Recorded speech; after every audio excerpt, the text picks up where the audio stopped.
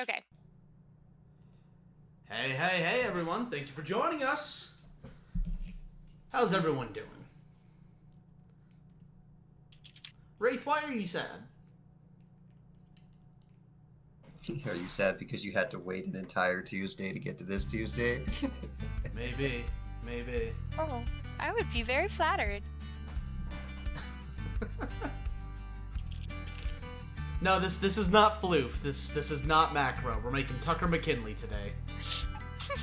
So many people waiting for macro. Damn, and maybe we just need to do macro because it's just such an. Yeah, I guess I kind of did do the fat hey. I'm just excited that other people are excited for my fluffy boy. All right. He's coming. There we go.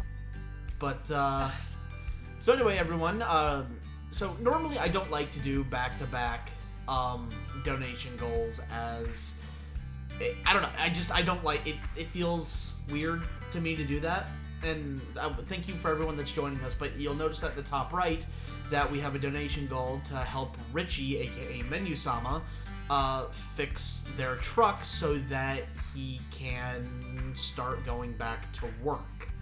Their truck's kind of fucked, and as a result, he can't do regular work anymore, and that's a problem. That's a big problem. So hence the back-to-back donation goal. So if you guys are willing and able, link is in the doobly-doo. So really appreciate all the help, any help, and thank you very much for joining us today. Let's get to it. So tonight we are making squiggly lines. Sorry, it's like there's something that just kind of feels a little off. It's the size. So tonight we are going to be making the sniper playboy that is Tucker McKinley. And like y'all thought like Jin was pretty or was good looking. Oh, just fucking wait. Oh, here we go. Yeah, guys, listen, and again, only donate if you are able to. Do not put yourself... Like, okay, Richie is in financial trouble because of the lack of a vehicle, but don't put yourself in financial trouble to help him get out of financial trouble. We don't need to have a donation goal to get you to, because you donated. Exactly, yes. We don't have time to deal with that. Yeah. So don't... So, Juan would like to know how we're all doing. Miki, you want to tell us how everything's going? It's going good! I got my computer. So it is currently in the process of setting up right now. Yeah. It is so pretty. Computer we'll be using the computer next week for next week's stream. Yes. But it is gorgeous and it runs very, very, very fast already. Like it turned on in a fraction of the time that my laptop turns on. Oh yeah. Which You'll I get am used to not that. used to. You'll get used to that. I imagine that like yes, eventually we will get there. But for now, I will continue to be in awe and amazed by it. I was kind of inspired to buy myself a nice monitor, which will arrive here this Friday. So for right now, I have it hooked up to a TV, which is like not the best, but it works. And I am just so excited. And I will also be posting a very, very goofy unboxing video on my YouTube at some point. Maybe. I gotta watch it and make sure that I didn't like look dumb. You know how that goes. Yeah. You know how that goes. Also, Miki, real quick, make sure you use the same facial expression as the top right one we went over. Yes. Okay, cool. Just want to make sure we're on the same page. Okay, cool. Oh, you're up. No, we were gonna stick with this facial expression, the one that it has right now. We'll even give him a little as interesting eyebrow as a wet dish towel, a beige wet dish towel. Yes, Rick, this is why I was asking about sniper rifles.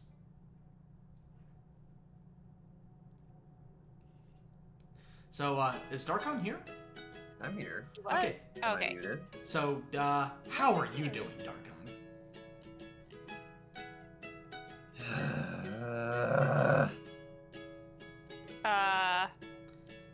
Yeah, me too. That's a mood. Yeah. You want to elaborate? So, I simultaneously do and also do not qualify for the, financial help because of, COVID-19. Dude, The remember, you That can't is- say that. No, we went over this. Hey, ever no, since dude, April. I don't care. Don't say it because bots fuck up. Yep. So, Righto. please continue. I cannot because of what you just said. Abbreviate them. No, that wouldn't. I don't know how to convey it without going into it because C- that's the C19. underlying fundamental thing. C19. That's allowed. C19 is allowed. Okay. If the bots are gonna fuck up, they're gonna fuck up on that one too. But okay. Well, But yeah. Well, I mean, how we're- about we're doing our due- best. We're doing. Due to what I just said, because I cannot repeat, because apparently YouTube is still screwing up, even though YouTube has said clear.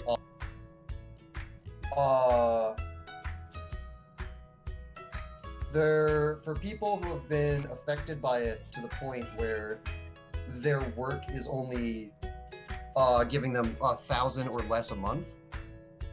Those people that are like, I'm trying to work, but it's affected me to the point where nothing can function. There's effectively a bailout called, well, the acronym for it is SERB. And then that is supposed to be how I will get through this until the restrictions lift enough that I can go back to work normally.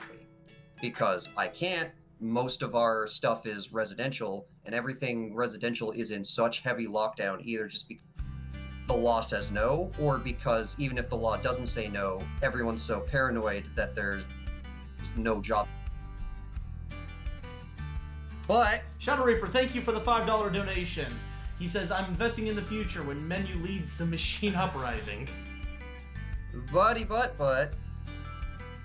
because my job is technically full-time, I do not have the availability to go get another thing. It doesn't like the word full-time and also serve at the same time.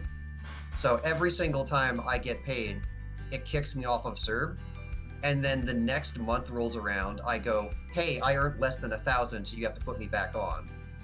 So I'm continuously getting put on and kicked off of the thing so it's really annoying.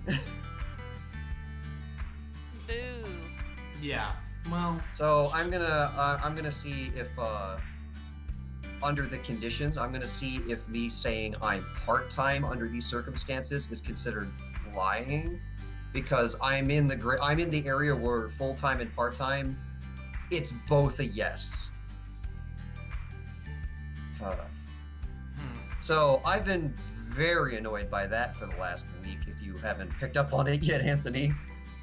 yeah, no, I've picked up on it, but it's been kind of, I don't know, like, 'cause we've been doing a lot of Monster Hunter. I don't talk finances often, which is why I don't. Yeah, well, I mean, and we've been doing a lot of Monster Hunter, which seems to me like a good... That's how I relax every time I come back. exactly. But yeah, if you've noticed from the increased hostility in Monster Hunter, that's because I've been using Monster Hunter as a relaxing method from, alright, what did they do this? Yeah, okay. And, finally making it around to me, I am, I'm doing pretty good. I'm actually, ironically enough, despite all of the shit that's happening and being in these super uncertain times, and I feel kind of shitty saying this since Darkon's having such a hard time now, but ironically enough, despite all the bad times that everyone's having, I've never been more secure in my life, and I feel kind of shitty for saying that. Hey, hold on. Nuh-uh. You're not allowed to tell me I can't feel bad and then feel bad yourself. No, I don't. No. I feel bad for bringing it up. Ah, okay. There's a subtle difference. Whatever. Sure.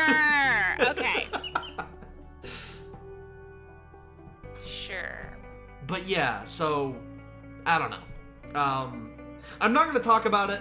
I'm not gonna talk about it because again, a lot of people are going through very rough time, and I feel really shitty for talking about how good things are going for me when the greater majority of the population is going through a very rough time. So, I'm doing well. That's all I'm gonna go into it. With that said, however, I have been just chomping at the bit. I cannot wait for us to open up the first set of auditions because I cannot wait to see the number of submissions we get. Like, I can't wait. It's gonna be so good. I'm pretty excited about that myself, actually. Just to see like who like, oh dear, no, I don't want to play John Mulaney right now. Nope. As much as I love that. I think I fucked up. Hang on. Okay, no, we're good. We're good now. We're good. Anyways, what was I saying? Like, we were talking about the audition submissions. Oh yeah, I'm really excited. Because it's interesting because we've only held open auditions like twice. You know, the first was for Isuzu, and that was a female-only role, obviously.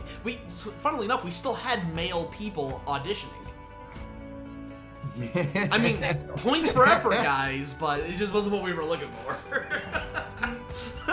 Hey, if they could do the voice, go ahead. And a gold shot, it's on a random playlist of the music that we have the license to. So that's, at the moment, if it's a sad song, that's just how it do. Speaking of bots claiming things that they're not supposed to. I know, right? We bought the whole thing. Come on.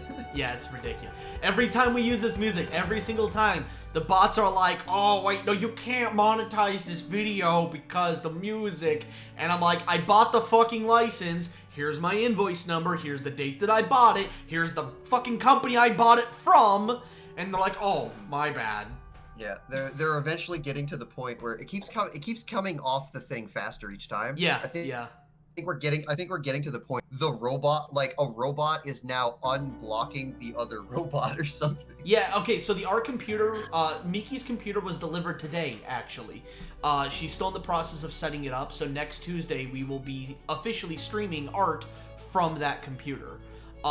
Which, actually, so for those of you who missed my earlier thing, you'll notice that we have a donation incentive in the top right. And just know that I don't normally like doing back-to-back donations. It feels smarmy to me. I don't like having to do that. But Richie's it's an emergency basically. Richie's vehicle broke down, and as such, he is currently unable to reliably work and bring in supplemental income, and that's kind of important. So hence the immediate back-to-back donation thing, and just know that this is going to be our last donation for a very long time. You know, several months, unless something catastrophic happens, which we're hoping doesn't, but shit happens, I guess. So yeah. Anyway, back to the we're circling back to the auditions. So we had a shit ton of submissions for Isuzu. I mean, there was a shit ton. Like, we had 30, I want to say at least 30 submissions. And that was for a fucking abridged project. Granted, it is our flagship, an unpaid abridged thing. And it was for females only. Maroc, thank you for the $60 donation. It's not smarmy if life demands it. Well, thank you. We appreciate that. Thank you very much. Yeah. So, and then the other quote-unquote audition that we held was when we were looking for artists. We got a lot of submissions for that. Like, a surprising amount. Oh. Wow. That's one of the reasons it took so long. Besides I the didn't fact know. that our channel was terminated for a short time after that. Yes. So that's one of the reasons it took so long to kind of come to a decision on which ones we wanted, and which ones we wanted to bring in for interviews. A spoiler alert: Miki got the lead role. Spoilers. Yes, totally. They had no idea. Me? Oh my god. Really? Wow. Fucking, you're the proper response, Miki. You'd be like, "Damn it, I haven't seen the ending yet." It would have to come from you specifically, though. Is it? But can I say that now? so this is going to be our first, not only, audition that's going to have both male and female roles available, but also it's going to be paid work. So but it's also not something that we're known for. We're known for doing abridged work. Also, Miki, remember to save. Bloop. So I don't know, like, it's kind of a weird gray area because A, it's not abridged work, and 99% of our subscribers, probably more, are here solely for the abridged stuff we do, as the numbers on the non-abridged videos kind of back up. Oh well. It's an original project, so it means that the people can put this on their resumes or their demo reels, and it's paid work. But it's also, because it's professional, we have a higher requirement for the setup. It can't be lower quality or passable quality for an abridged work. It needs to be higher quality. So and then it's paid. So it's kind of a weird area because I have no idea what to expect, and I'm both excited and terrified to see the audition submissions or lack thereof, I guess. Have faith. We'll get there. So, Cody seems to think. Well, thank you, Juan. Thank you very much. Juan says, I'm the 1%. I like everything you do. You guys are too funny to miss on something. Aw. Thank you very much. I appreciate that. Actually, that's funny. I'm speaking of, the quote-unquote funny, I'm going to bring that up here in a moment. So, Cody seems to think that we can expect around 100 submissions, at least. So, Heck yeah. that'd be fucking incredible. So I don't know. It's really exciting, and we're, about 4 or 5 weeks out before we put that up and open that up. So that'll be super interesting. And I don't expect them to even acknowledge this, but we will be sending the audition link to Aaron Hansen and Dan Havadan. Or I'm not sure if I'm pronouncing his name correctly. The Game Grumps, effectively.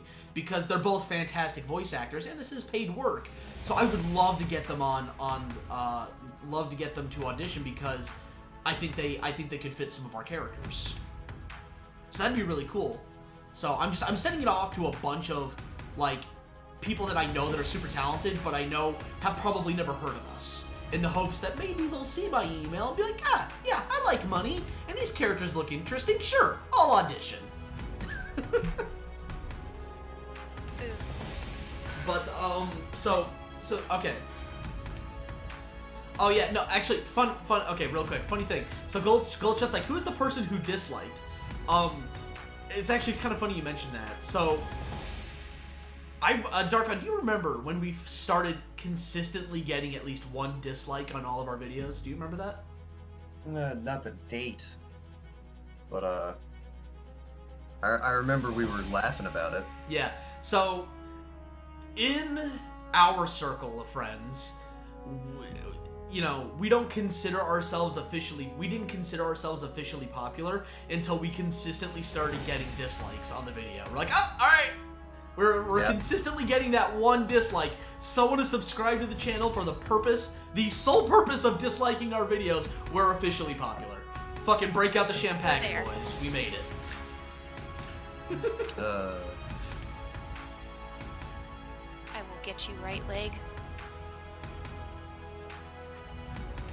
Oh, gross. Juan, why? No. Our older shit sucks. Why would you even watch that? Dude, hush. Your older shit is more than welcome to be loved. It's gross. I can't stand it. Arnold Schwarzenegger.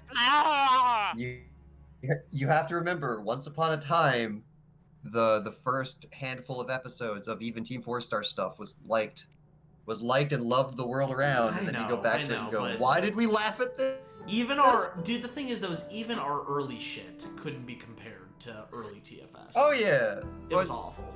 No, there's clearly the upcrease in quality, but once upon a time, I would argue that we were great. The first abridged thing that we put out that could be comparable to early TFS would have been episode 2 of Roller Skates.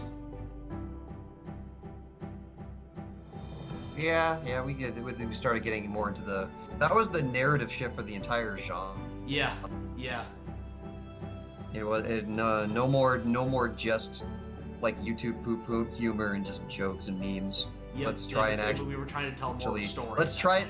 Let's try and actually abridge the show instead of. It was it kind of. I went back to the original of Lil Kribo, because Lil Kribo, it was almost just like a review of the series from a first-person perspective. Anything that actually made sense was drawn out and gone, hey, that was actually really cool. Anything that didn't make sense was just made fun of in a first-person perspective.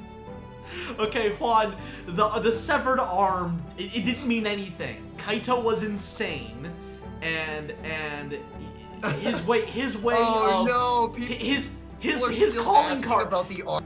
Yeah, they're asking about the arm that Kaito threw it at fucking Iki with "you know what this means" written on it. It didn't mean anything. Kaito was insane. We don't even know what that means, bro. And he assumed that everyone knew who he was and that they knew what his calling card was. And his calling card was to throw severed limbs at people with "you know what this means" written on it.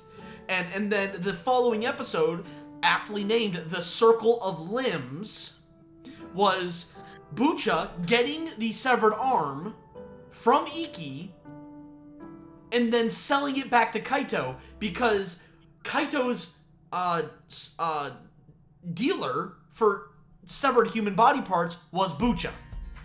Hence the Circle of Limbs. It was a stupid joke. It was a stupid joke. But so actually, circling back to the comedy side of things. Darkon gets mad at me when we're working on Jack, because the majority, like 99% of my writing career has been writing comedy.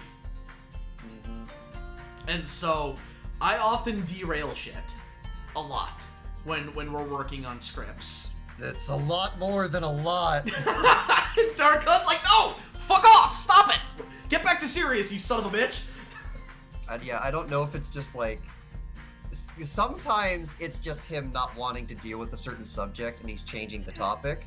But sometimes it's just a reflex. And that's the one that annoys me. Yeah. It's more often than not, it's the reflex. Jared, thank you for joining us. Jared says, "Good day, everyone. I'm so glad I made it to another Miki art stream. Love the hard work she does to make these characters." You made me ugly laugh. Oh, thank you. We're glad that you're here. But yeah, no, we're just kind of shooting the shit. Tucker's gonna be a fun character.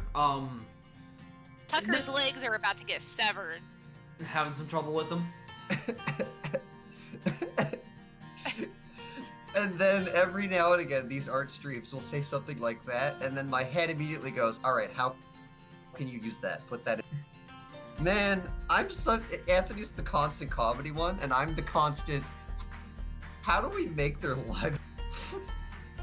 Yeah, no, I'm, so, you know, we'll go into that here in a moment. Miki, 2 things. Remember to save.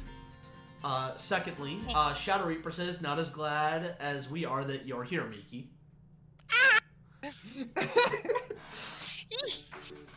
So, speaking of, Dargon, do you want to go into detail? Let's talk about kind of the writing process, what each of us kind of brings to the table in the creation of Jack. The divide of the division of labor. Mm-hmm. Because and actually, why? When that's we the get other thing you have to remember. Sometimes my voice comes out sarcastic, and I don't know why. So when we get to that though, because it was kind of an interesting, it took a while for your parents and family to kind of get a full grasp as to what I brought to the table. It was only actually until we started really doing the art streams and we got the synopsis done. When we got that synopsis done and I read them, that was actually the day where all the pieces fell into place, and then they were starting to put. Okay, so Anthony would write, this is what the synopsis needs to cover, but then I go over how to convey what to cover, and then suddenly the light bulb went off on their head. That was the in a nutshell division of labor of what I just said right there. Every single time we come up with a scene or there's a character missing or we need to cover a certain topic, the first thing that I would whether he finds it or I find it, we meet up and I go, and one of us will start it going, we need to cover X topic or this needs to happen. And then it happens the exact same way every time we bring this up. I will ask, why do we actually need this? If it's not a topic that he can actually explain to me, then maybe it's something we actually don't need. Like with tack. But yeah. There's been a lot of things that have come and gone in the show. Cut characters. Maybe they'll show up in a later form if one of us will say, why do we need to have this topic, and then we have to try and justify why is this topic actually necessary, and that usually goes to the Anthony side of things, because he has the entire flow chart on what things happen and why those whys matter. From there, after we start ironing out what this is, what it and why the show cannot exist without it. Once we've gotten that ironed out to the point where it makes sense to me, then I'll go, all right, I'll go work on that. Once I've been given the reason for existence, then I look at it and go, good, how do I put this into a series? All of these, this character needs to say this, or this character needs to be mad at this character. Okay, how do I make those characters mad at each other in a way that's natural, in a way that makes sense for the scene?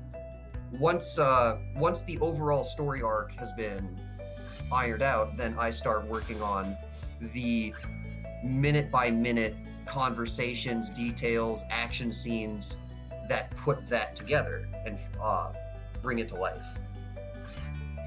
Real quick, I'm gonna pin it down for just a moment. The other easier way to put it would be if you've seen wrestling or our wrestling show, he would be the one making up the plot points, who's a rival with who, but then I would be the one doing the actual in-ring core. So with one person looking at the big picture and the other person looking at the page-by-page details, we divide up the workload pretty evenly in half. It doesn't sound like it, but it pretty much. Also, Goldshot says, just wanted to let you guys know, no exaggerations, these art streams make my entire week. Yep. Well, thank you very much, Goldshot. Also, I'm digging the fucking ditto face we got going on Tucker right now. Yes. Why does he have a kissy face?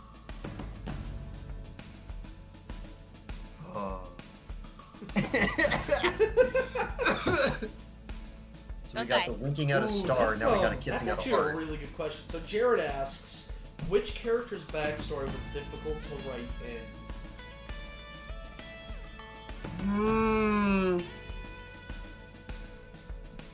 That's a tough one. The origin of characters can sometimes be complicated, not by them on their own, but how to get this like salad bowl of characters working together. I can certainly tell you the easiest. Dr. Molly Gray. Yeah, at that point, that was a very clear idea on our salad is missing something. What is it missing? It's missing this, and then we just threw it in. Yeah. Fucking insanity. What? A biologist. Yeah, Oh. we needed someone to biologically look at the salad we made. But yeah, Miki, sometimes when a hole is missing in the story, that's when it's very easy.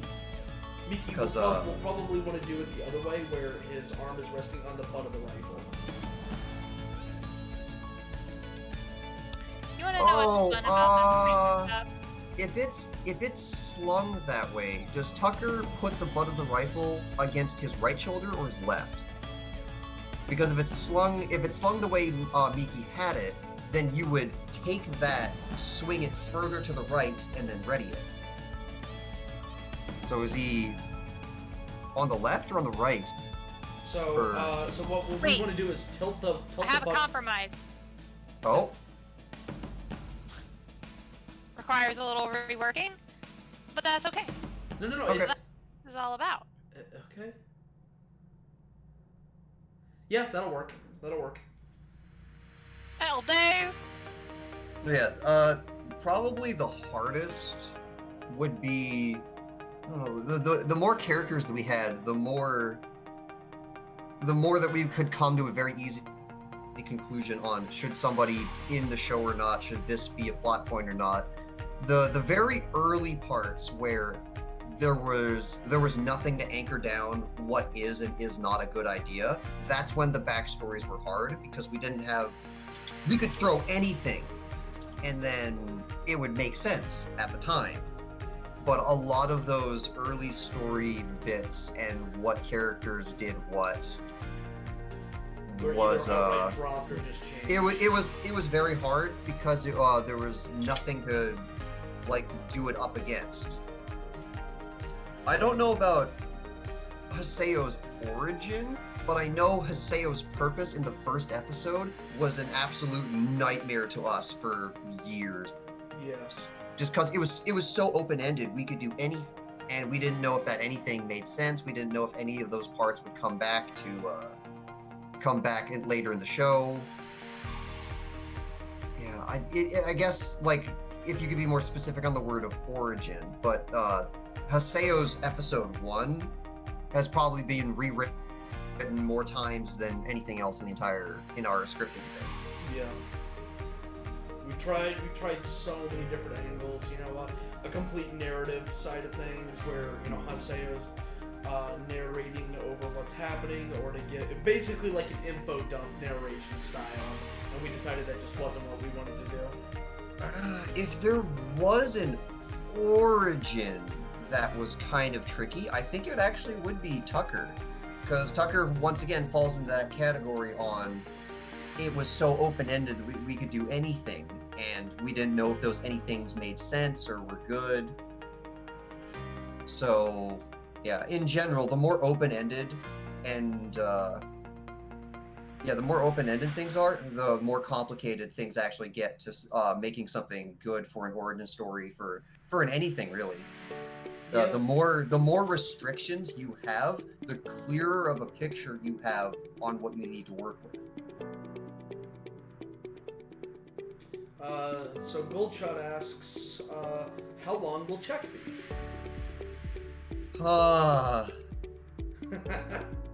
Indeed.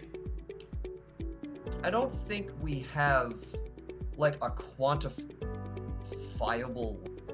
We know generally what we need to do and where we're going with it, but we don't know how long it will take to correctly convey each individual part. Some arcs might to us sound like, okay, we're just going to do this real quick, and then other arcs sound like, okay, we're going to have to put a lot of effort into this right away. But that is changing as we're coming down to the full final drafts that we're running up. The very first thing that we had we're working on, the episode 1, and then the things. There's a very particular block of events that I want to convey, and though to actually do it right, to have the correct pacing to get all the emotions right, not too fast that you're skipping over things and not giving emotions time to fester and pop out, but not so slow that it takes forever. The very first block of things that I want to have done has been taking a lot longer than I originally would have thought. A lot more in terms of chapters to actually get everything fit in a timely manner. So, do we know how long Check will be? In terms of story, we kind of have a frame from beginning to end. Do we know how long Check will be in terms of chapters or YouTube episodes released? No. We know how we want it to end. You know, we've already got the ending figured out. At least we think we do. Well, but I don't think I don't think that's gonna be modified. Yeah, we have very right now. There are very specific plot points that are set in stone. Yeah. That need to happen for X, Y, and Z. But Jared asks, maybe an easier question: who was the first character you created their origin? I believe that would be. I think Tetra had an origin before Lily. Lily was just, we needed a character to fulfill a role, and then we would work out how she got into the situation. I think it was Tetra that was the first origin, because Tetra's origin is a representation of the world. When we were coming up with how this is what the world is, this is how things were. Hold that thought, Darkon. Miki, remember we're going with the facial expression of the top right one. Oh, eyes and all? Eyes and all. Okay. Okay. But yeah, when Lily's origin was kind of an exercise in our world setting. How Tetra came to be would be the counterpoint to effectively how Lily would come to be. So that's kind of the other reason why those two characters are very interact with each other a lot and have a lot of similarities, because they were kind of designed. The origin between the two were kind of designed simultaneously, because one was how do you make kids in the normal terms, and then Tetra would be how do you make kids in illegal ways. Without context. That's such a funny line to say without knowing like anything about Czech. But I'm assuming that if you're here watching the art stream still at this point, you've at least seen somewhere where we have the synopsis for the thing. No, Lily was not a byproduct of Tetra. No. Lily was a byproduct of the way that we Wait, are you talking in universe, or are you talking story creation? Actually, I think the answer is no for both, really. Yeah, no, because Lily's character creation definitely came before anyone else, but I believe Tetra's origin specifically was fleshed out before Lily. Yeah, in story, absolutely not. They are not related in any way outside of what the story forces them to be. Yeah, and so yeah, that was Lily was a byproduct of kind of Darkon and I getting depressed, actually. Yeah. It didn't involve like a. Well, that's the origin of Czech and everything. When was Lily kind of like? When did Lily become Lily? I don't know how much of that was that, or how much of it was, yet again, us just experimenting with the setting we came up with. I know the setting was us just being upset at dumb people being dumb. Right. But, I don't, yeah. Lily when did shows up Lily in the first become episode. Lily? So, basically, what's going on, guys, is the reason that we moved Macro back is because at the moment he's not slated to show up or talk in the first episode. So what we're trying to do now is we're trying to fast track all of the characters who have speaking lines in the first episode that are named, so that we can get those auditions ready to go. Also, Miki, remember to save. Okay. When will Lily show up? I'm gonna go off with very, very damn soon. But if you want to do specifics, you can overrule me on that, Anthony. Episode 1. Okay. Yeah, Lily shows up in the very first episode. Yeah. She will show up somewhere in the first. Yep. But yeah, she's actually, yeah, I've made no secret that Lily is effectively the tritagonist of the show, so her not Yeah, showing up in the I first heard. episode would be weird.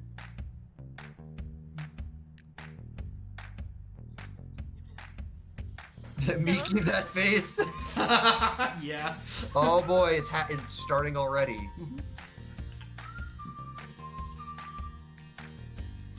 Yeah, just be careful that you don't go too much into like flirt menace, because Yeah. this is supposed to be It's this is supposed to be a somewhat attracting pose. Yeah, we don't want it to come off as rapey. He can fulfill the role if needed, but that's not his default. Yeah. It's whatever the chick's into. How far are you into episode 1? I know the voices aren't done. What about everything else? I'm looking at the first draft. If I were to describe it as the pre-opening credit scene, if that makes any sense. The pre-opening credit scene, the pre-title drop scene has been more or less completely finished.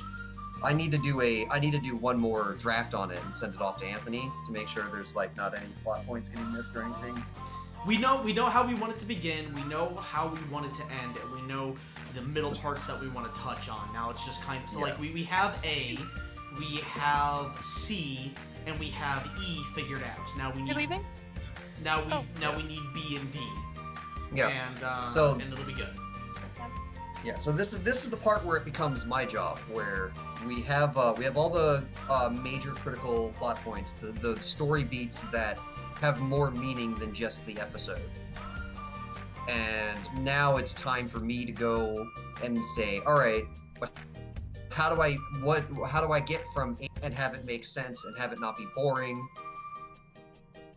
So then it's just a lot of back and forth on, is this too long? Is this too short? Did this get would this convey the emotion that we should be going for?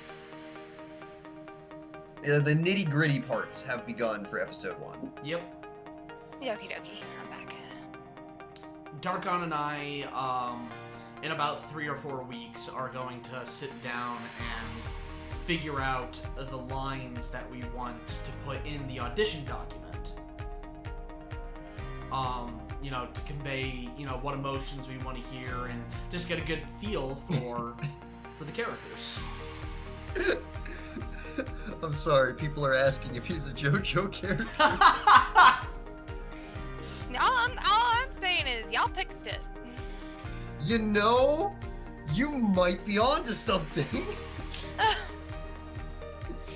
Y'all are to blame on He's this definitely one. not stacked muscular-wise as a JoJo character, but yeah, I can see. Now that you bring it up, I can kind of see where the JoJo influence came into the pretty side of things. So wait, Miki, would you say that you think we're going too far with the facial expression?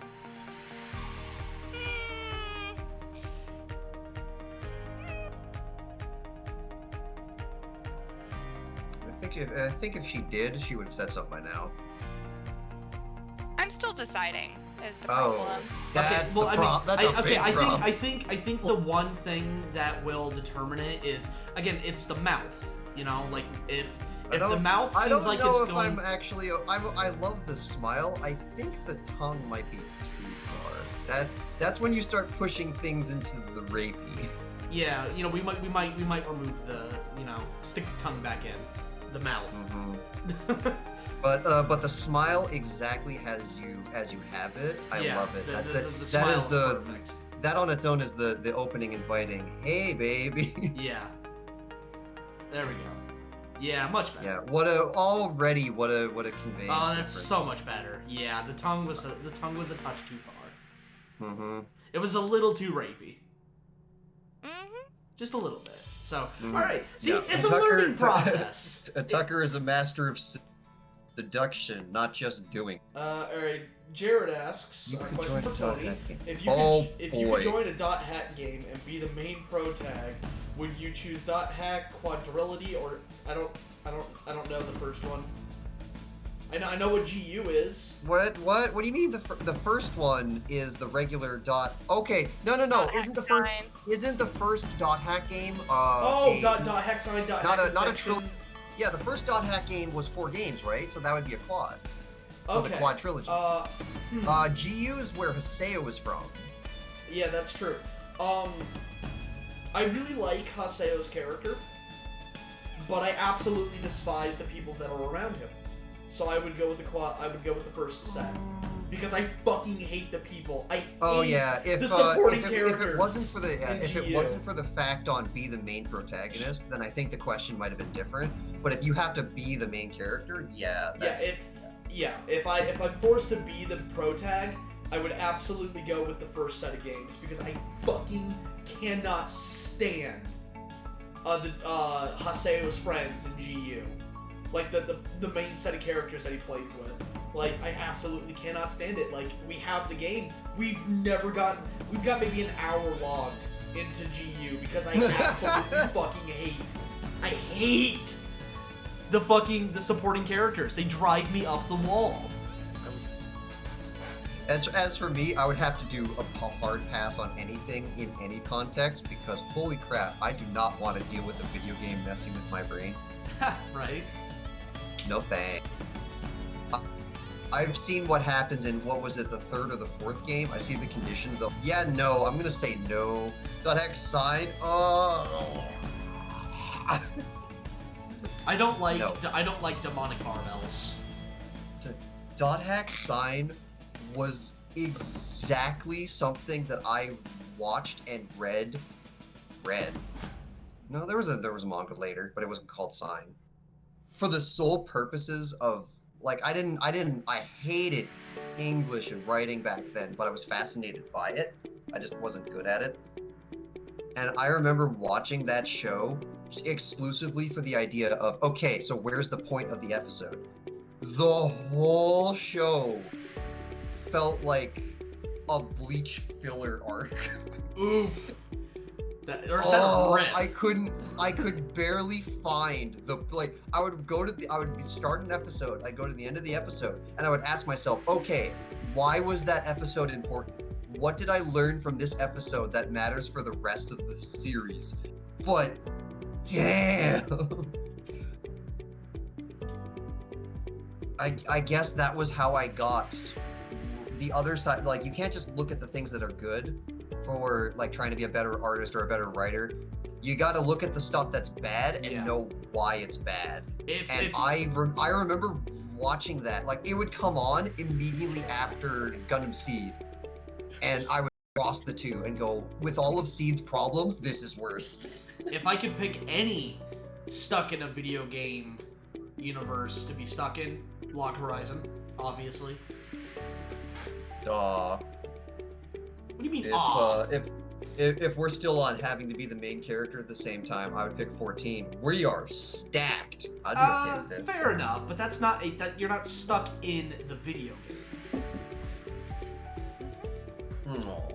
I want to be in 14 and go join the Pomp family and be rich outside of my ass. Right?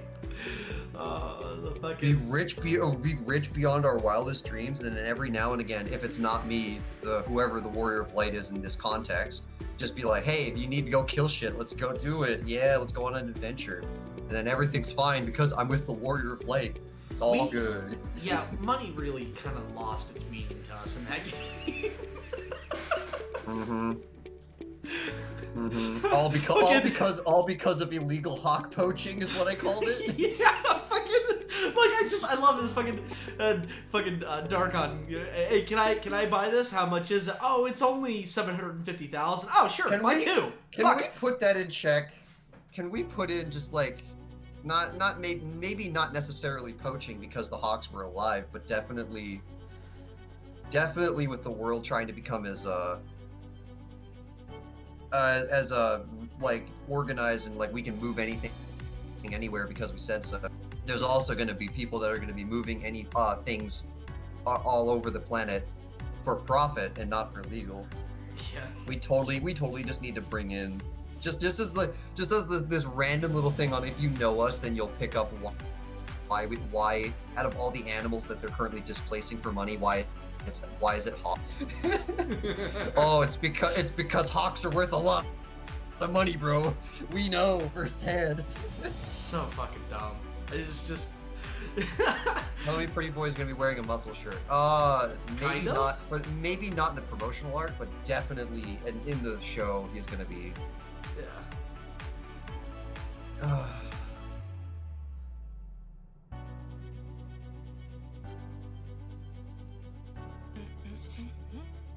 Is there a yes, universal? yes, There is. Yes.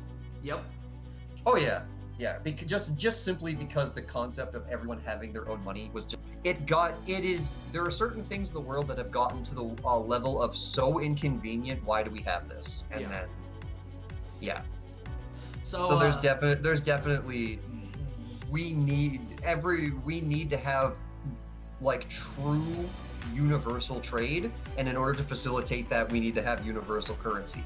The other currencies may exist, but that's just like weird back-end emergency. What if an actual apocalypse happens?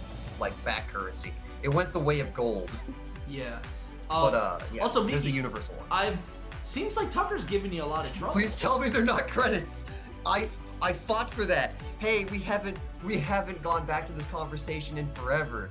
I told Anthony a long time ago, if we're having universal currency, it needs to have an actual.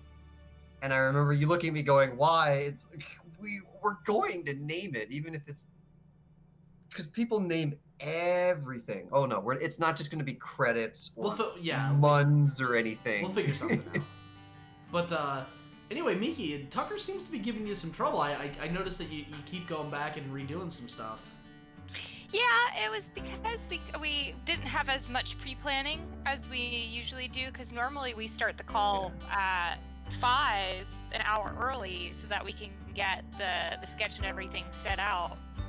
Yeah, things were a little busy today. Sorry. Oh no, because like I was in the middle of doing, setting up my computer and everything too, so definitely it wasn't on like either side. It's just that because we didn't have that part of the process, the things that I usually mull over are happening now instead of earlier before we are on screen. It's kind of funny how you brought the chat's currently talking about like alternative currencies and other stuff, and it kind of goes back to the idea of like what is value in this world.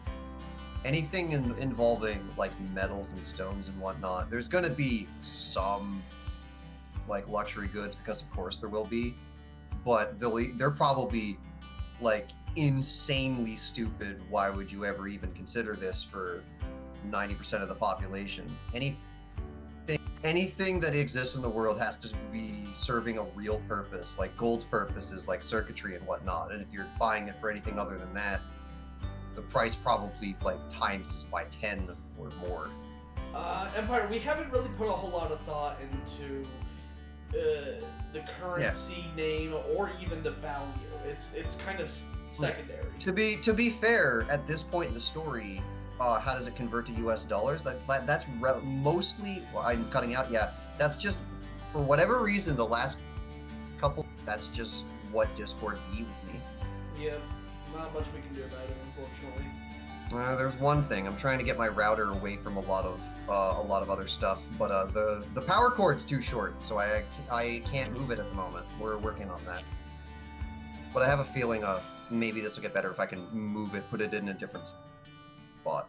But yeah, the conversion to US dollars, again, the universal currency's gotten to a point where if there is money, it's just like physical money. If there is stuff like that, nobody knows in the world what its value is because it's not used. The universal currency is taking over everything, and at that point, well, now what things are valued, I would have to give you like you would have to go an entire course on what it does what. So watch the show. You'll see things, and you'll start putting connections on, holy crap, this is worth this, but then this other thing over here is worth like 1,000 times that much. Why? Well, that 1,000 times much thing is probably just like a luxury good. In general, anything that makes the world function is normal. It sounds like there's no society left. Oh, there is, but society's values have been pushed towards things that, to be blunt, things that matter. Things that are just luxury for the sake of luxury have gone explosively high in prices. It's almost like Grand Theft Auto's money. If any of you play things that are just there for feel good cost bajillions, but things that are there to like make your life run and being able to like pay rent and not everything, that's pretty much the same as what you would think they would be in real life. But yeah, definitely like buying a diamond to have a shiny diamond on your finger, like the culture's not there for that anymore. Pretty much, yeah.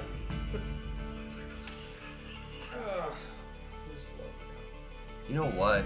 What would happen to sport games? That's actually a good, like, I just thought. With the thing that I cannot pronounce because we're still scared about bots. Think about what happened with society right now. And what were the first things that went? Nobody's buying jewelry. Nobody's watching sport games. Sport games were almost the first thing that went. So it's almost kind of in the same category as that, where what actually matters for society to function and what doesn't. A very hard question was asked. There are still going to be those things that like, I would still say sports. You still need entertainment. Yeah. There's going to be entertainment, but there's going to be certain forms of entertainment that have been deemed like obsoleted and pointless, or at least been scaled back in their price. Because I definitely would say, if sport games still exist, they're not going to be paying their people like millions of dollars a year just to do a form of entertainment just on TV. The money just wouldn't be there for that. Combative sports are definitely going to be more mainstream. There's going to be a lot more of those than, say, like basketball or stuff like that. It's going to be more things that kind of showcase, you know, it's just because they're going to be more. Ooh, yeah, like feat of strength sports, and like watch who can deadlift the most. Like those type of things are probably going to be sponsored on the back end, like actual science people with other. When things start getting back to quote regular sport money, there's something happening on the back end. Yeah. Let's see. Scroll to...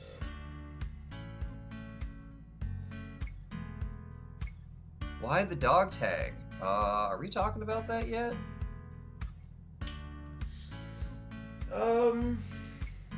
It's a memento. Yeah. Is it his dog tag? No. But I don't know if we can say more than that at this point. Yep, I'm just gonna leave it at that. It's a memento. The 2020 flu. Yes, but the thing is, if everyone starts saying that, then the bot will do that one next.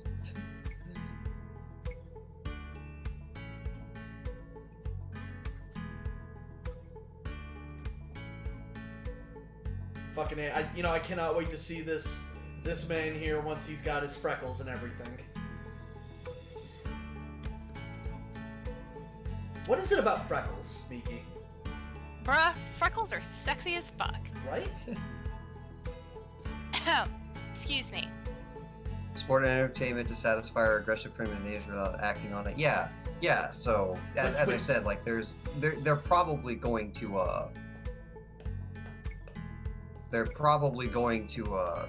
exist, but if you get into the money on what those athletes are being paid, everything's going to. Yeah, like the whole thing. We have to have a sit. Anthony and I have to have a sit down at some point, and also start talking about what's value in the story. Because with a whole new currency, now we can set the value compared to everything else completely how we want to. Yeah. If something's important enough to bring up, we'll bring it up. If it's not important enough to bring it up, then well, there's a reason for that. I love how you guys want to like know enough about this world so that you can basically like go. But as a writer, giving too much information on things that don't Really matter later, you don't do that. Anything that I tell you will be important. Anything I don't tell you is just the unfortunate nature on this doesn't come up later. So, Yep. any suggestions on good manga to read?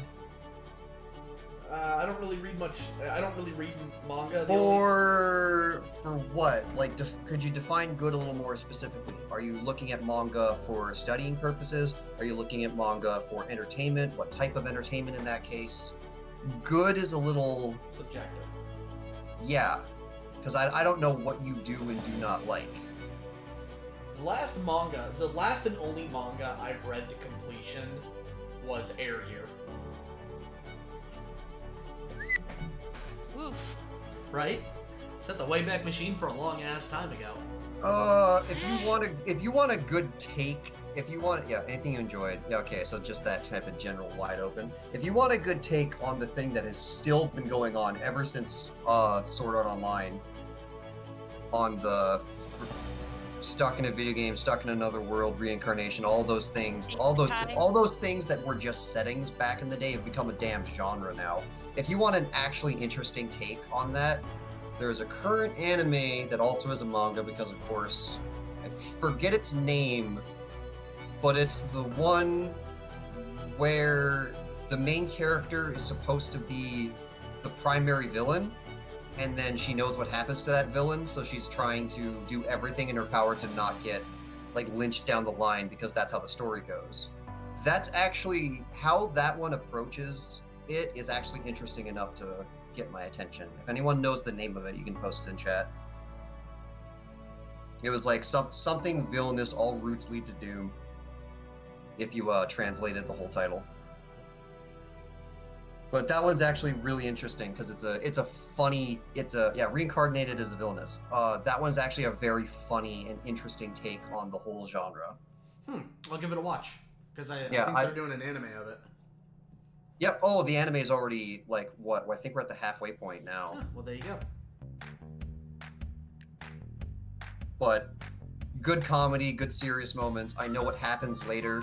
The thing that basically all anime needs some like high tension moment where it never gets an anime. If it's just pure comedy, those don't usually get translated. I know where they're going with the high tension moment, and it's going to be a sudden hard drop, and it'll be nice and fun.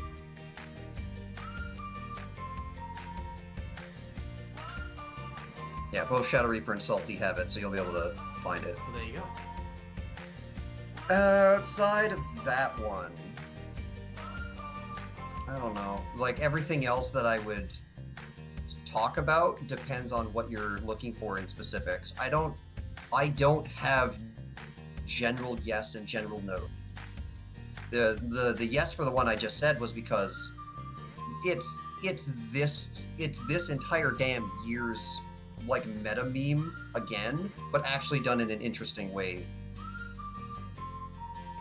Like, this one's so damn popular, it's already becoming its own Sword Art Online. Everyone is already ripping off of this particular setup. There's already other people doing, you're the video game or this story's villain. And they came out in droves after this one. So it's already the next Sword Art Online influence of this. Why this year? It's been for a while. Yeah, it's been ever since Sword Art Online, the reincarnation / video game became a genre instead of just a setting. Yep. Ever since Sword Art Online. Even though Sword Art wasn't the first one. The only interesting take I've had on it so far was the one we just talked about. Sword Art was the one that popularized it. Yeah. Oh yeah, again, it was a setting beforehand, but Sword Art Online turned it into a genre at this point. Yeah.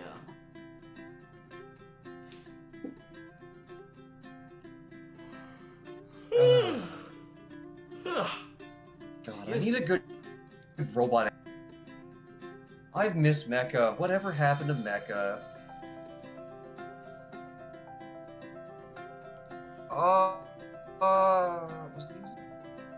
Yeah, didn't Studio Gainax make like a movie recently, a completely original work? Wasn't that Mecha? Is that on Blu-ray yet? Whatever that was. I'll look into that later. No idea. I miss robots. I'll be right back. Everything has gone so fantasy that the robot aspect. For Mare, yeah, thank you. And then of course, then people were like, we have to do both. So then there was the what was it, Knights and Magic, and that one was fantasy setting plus robots.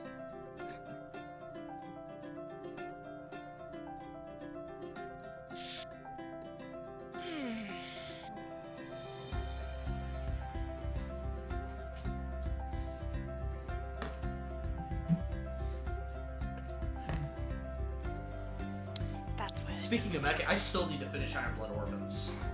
Yes, do it. All of Iron Blood Orphans is check relevant for our entire franchise. And one of the things that you actually brought up I have to be I have to be so cryptic that you're not gonna know, but one of the most recent things that you wanted to add into check as a scene happens directly in the second season of Iron Blood Orphans. So yes, go watch all of it. Pokemon was Every never going in check. Hmm? Empire asks, is Pokemon still going in check? Pokemon was never going to be in check. What? I think that they're trying to figure out, realistically speaking, like Pokemon has Oh, is there gonna be a copyright-free Pokemon game that is still made in the universe of Check? There's like gonna be there's HOTS. going to be video games again, but as I said, we need to have the big conversation on what those things are valued at. Are they still like supposed to be general consumer goods, or is it like a more of an upper class thing? Is money divvied out to the point where an upper class even makes sense in that context? We still have a lot of things to go over on the financial situation of the. So a lot of those questions are we're working on it. You know, I still haven't finished Gurren Lagann either. Yeah, Gurren Lagann was a great one. Because again, Gurren Lagann again took the super robot genre, and then did its own interesting take on.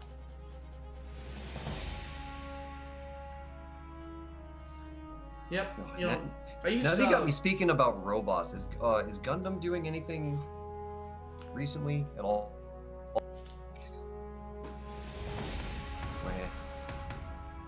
Though nothing's really doing anything recently right now because of things.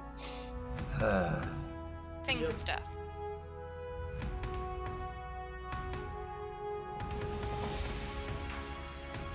But yeah, so Miki, for the placement of the gun when we get to there, we'll definitely want the stock to be much farther back. because the gun is going to be long, so I still want to be able to see like the, some things of the gun to kind of give identifying markers. So it's like, yeah, okay, we can see the butt, we can see the rifle, but we definitely still want to be able to see some of the stock and the scope. That's very important to be able to see the scope. Yeah, at least the slow hourglass scope is kind of the most like Hollywood way to tell that a gun is a sniper rifle. Yep.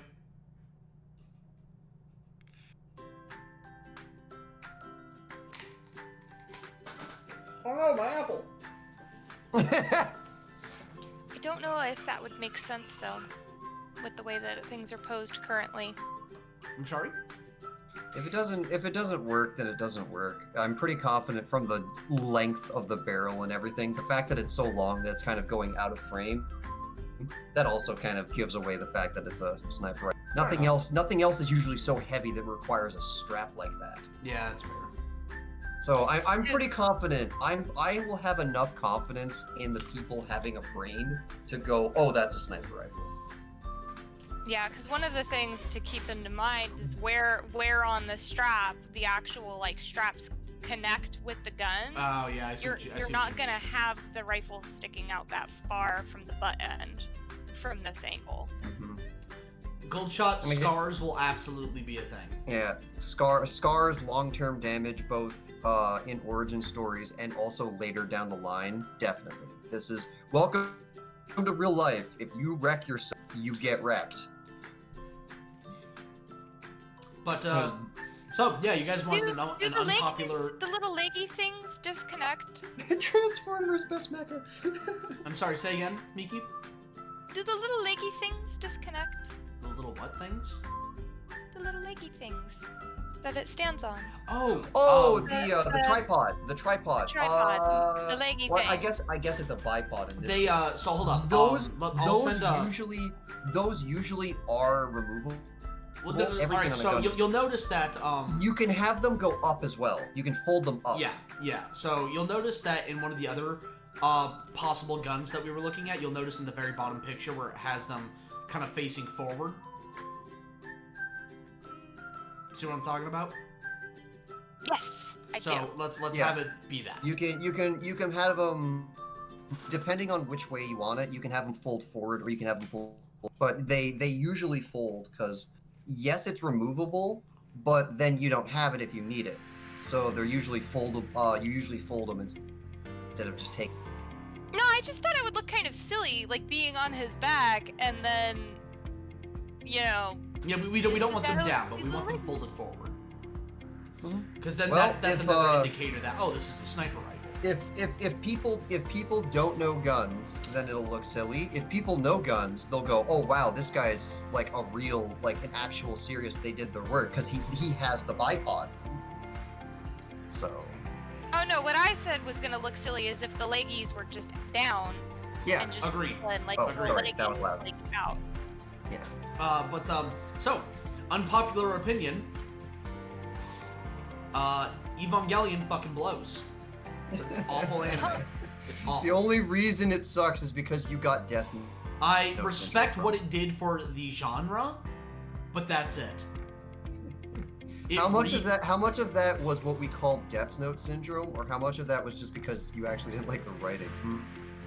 The question for the ages. I can't stand it. I hate it. It's ugh. Yes, but do you hate it because everyone recommended it to you into oblivion?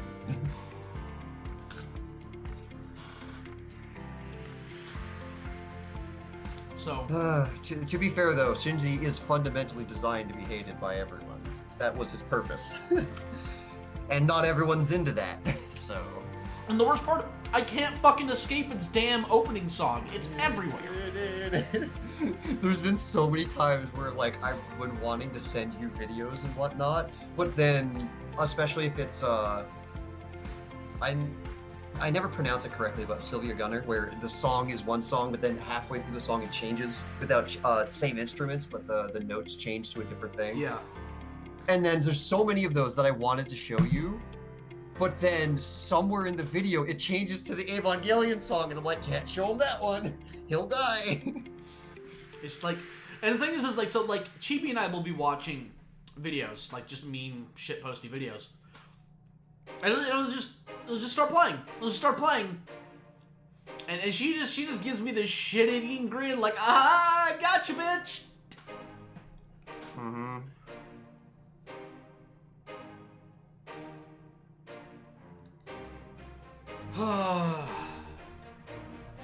Top 10 gun attachments, skinny legs. Yeah, that's true.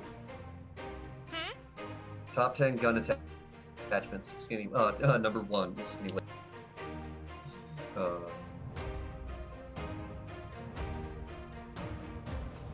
Ooh, someone who actually didn't like Darling in the Franxx. Finally, a consenting I haven't opinion. even finished Darling in the Franxx.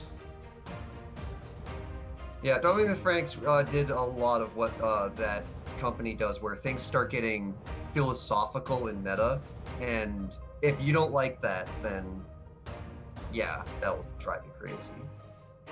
The best thing to come out of Darling in the Franxx was the two main characters barking at each other in the robot. Yeah, just barking at each other. Like, that fucking meme was great.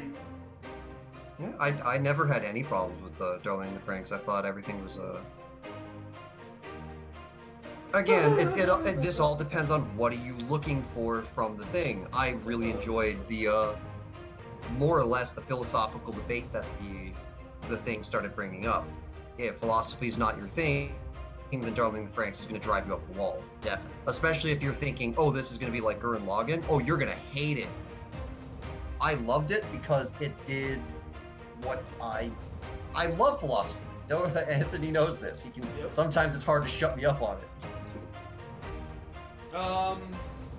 My most guilty pleasure anime would definitely be Mayachiki. Yep. A bit okay. Pacing, I can see where you're going with this. Yeah, it could have been spread out a little more.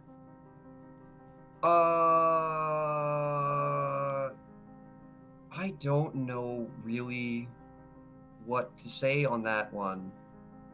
Guilty pleasure. What? I don't know. I don't really have a lot of those because if I feel like something is in that category, I usually just stop watching it.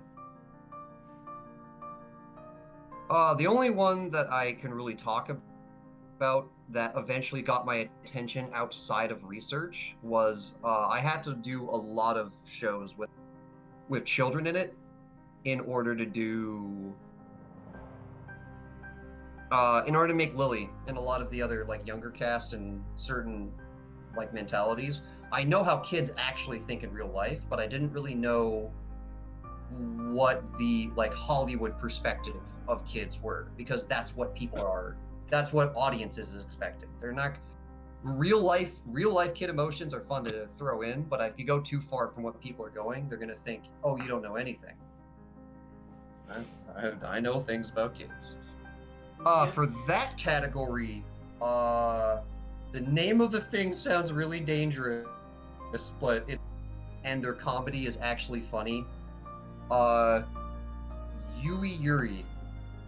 It's just high school. It's just people that are drawn like middle school in high school doing stupid stuff and just regular life. It's not anywhere near as dumb or dangerous as the show puts it out to be. So, and it got some actual laughs out of me. You got a guilty pleasure anime? Me? Yeah. Go.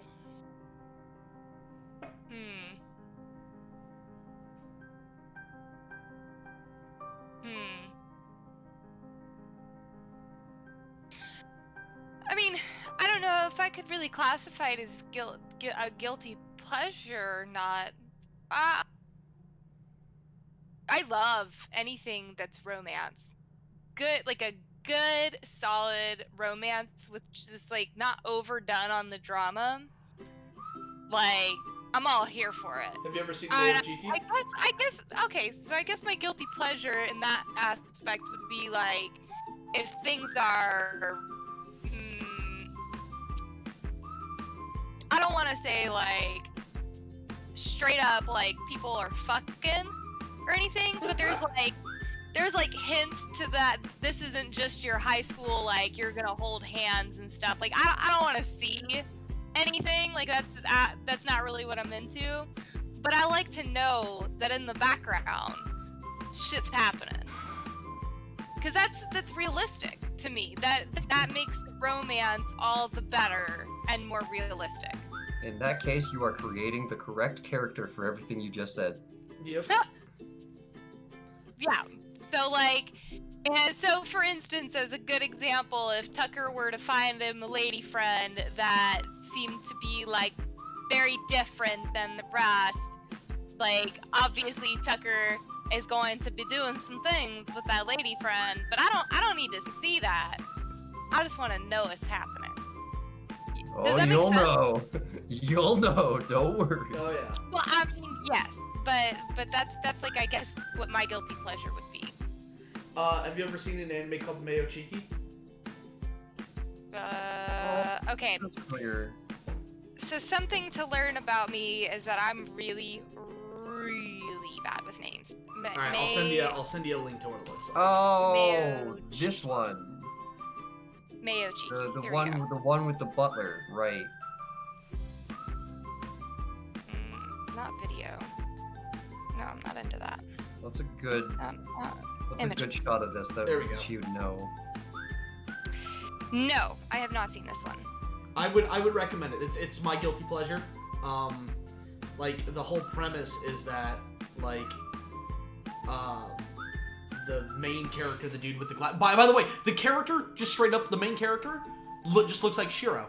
Straight up looks like Shiro from Log Horizon. In fact, I even think his name is He Shiro. does. So that's We funny. never discussed shoes.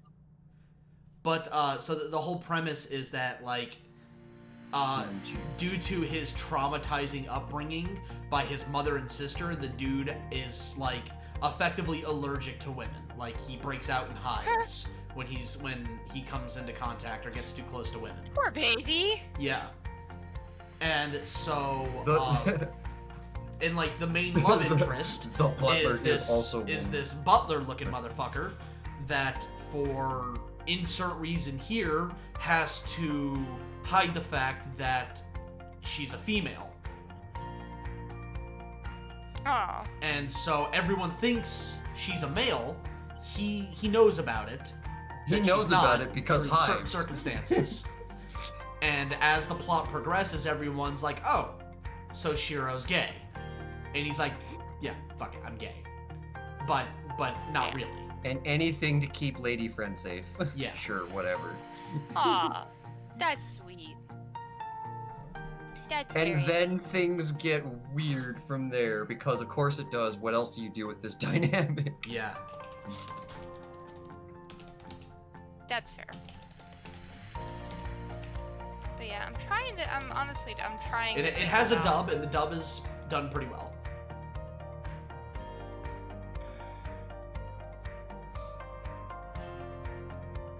Oh yeah, Kaguya-sama's actually, if you were talking manga, that one's also like the current like haha love comedy king right now, Kaguya-sama. Oh damn it. That one is Like- good too. That one has the greatest premise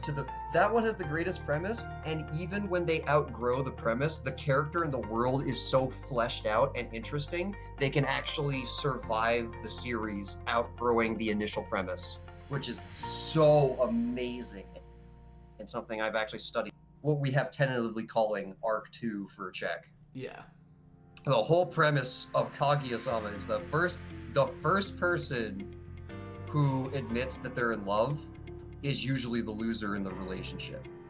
And both of these idiots actually believe that, and so they're both trying to get the other one to say I love you, but they can't because then they're the loser. Ha! And this is not just like a friendly game. This is like some crazy high school superstition on like you're the loser for life and you'll get less out of the relationship if that happens. You know, So another- this gets extreme and way too intense for what it is. And It's you know pure another as really hell, good anime, though. and I can't It's remember what it's called, but I think it's like Bunny Girl Senpai or something, where Oh yeah, that was another good one where, like, it was the things they were getting into were more on the fantasy side, but the relationship was one of the most down to earth relationships. Yeah. There we go. So, all right. Now, I got a question for everyone. So, all right, Miki. Rascal does not dream of bunny girl. What kind of translation is that? It's a cute one though. It's really good. Yeah, the relationship of that one is the most down to earth out of all of them. Stocks. All right, so Miki, question for you, and Darkon, same to you. What anime that you've seen that you really liked the first season, but then like the next season was just an absolute complete fucking disappointment where it just sort of ruined it for you? If any. I actually don't know too many of those. I can find one, but you'll have to give me some time. So, Miki. Sword Art Online, I think.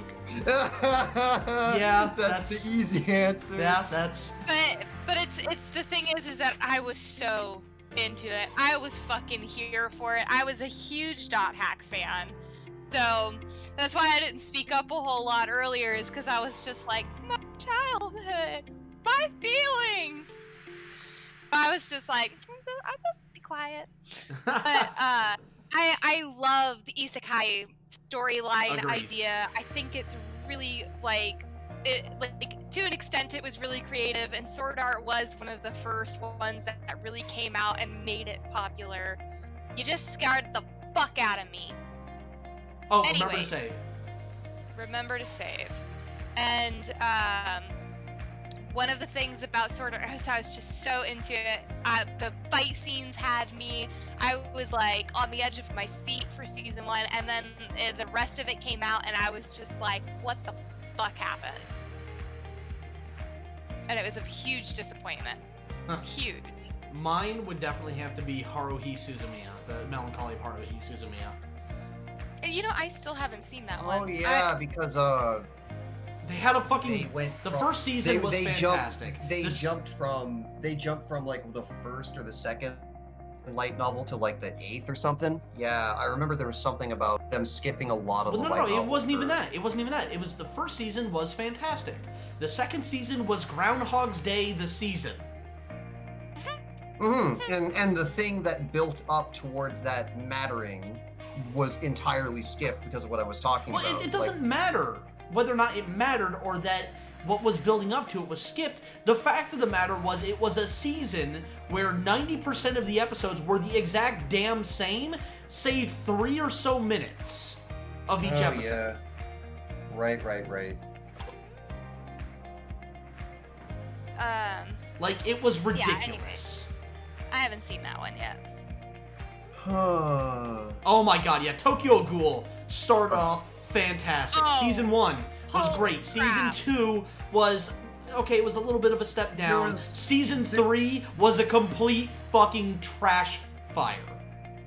There was one that was, I have an answer, but it was fixed later because of just, this is just how it happened. The second season of Overlord.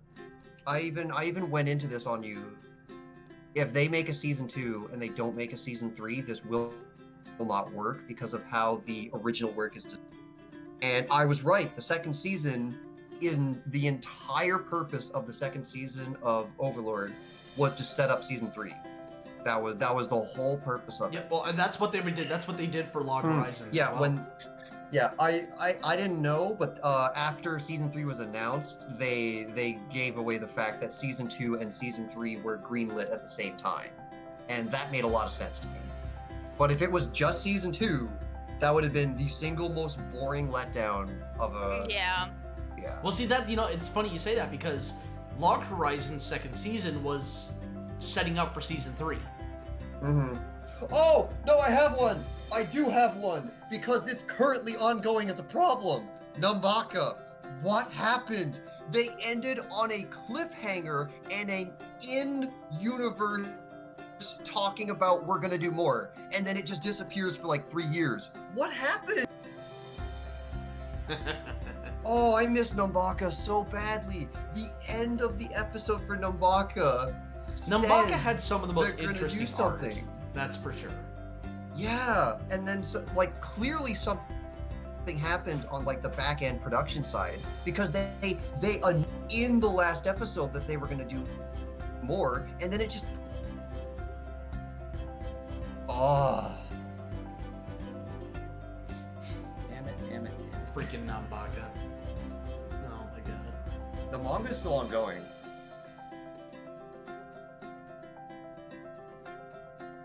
Yeah, because I know what happens in the manga for Rosario Vampire, so I'm a little baffled as to why they went the direction they did for season 2. It was just sort of like I saw that and I'm seeing it and I'm like I don't understand why was this done this way? I don't get it. God. Dude, Like what was it was the anime season 2 ahead of the manga, so it was just filler? Like I don't understand. Yeah, that happened a lot back in the day. Goldshot reads a lot of stuff I read. Holy crap, Devil is a part-timer. That's another one where That needs a second season. Even that one needs a second season because they ended the first season immediately before the next most important character ever gets introduced. They have their own version of Lily, and it is amazing the interactions that they get into. Drives me bonkers. The manga even is like on a current like standstill. There's more things that are happening, but even the manga got stopped at some point. The issue with doing a season 2 of No Game No Life is they sort of wrote themselves into a corner at the end of season 1.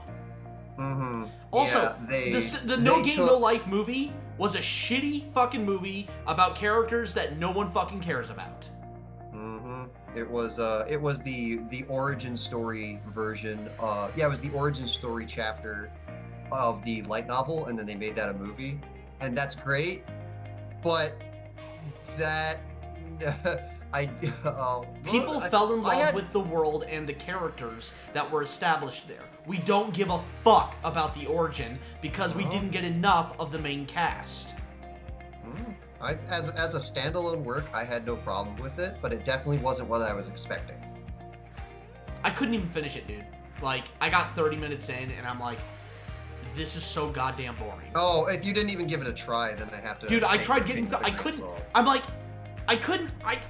I'm sorry, but if something is not able to keep my attention, if a movie is not able to keep my attention in the first 30 minutes... Yeah, that's also a good counterpoint. If you are going to introduce introduce something brand new, you better make sure that brand new is interesting immediately. Yeah, I have no counter to that counterpoint. You're right. Like, I wanted to like it. I love No Game No Life. I love the world. I love the characters. Yeah, I guess that's what it is. You loved the setting first and foremost, and this is before the setting was established. So the primary thing that you came to watch didn't exist yet. Exactly. And Jibriel's best girl. Absolutely. I love Jibriel. She was one of my favorite characters. And the fact that she was in the movie wasn't enough to save it. Yep. Oh, well, she's in the movie more as a cameo than an actual thing. Yeah. Darn. And what he said about No Game No Life being screwed over, yeah, because they took the very last scene of the anime, took the cliffhanger of the current light novel, and then threw it at the end of as the stinger. So, you just skipped the rest of your entire franchise to throw in a cliffhanger because you don't think season 2's happening.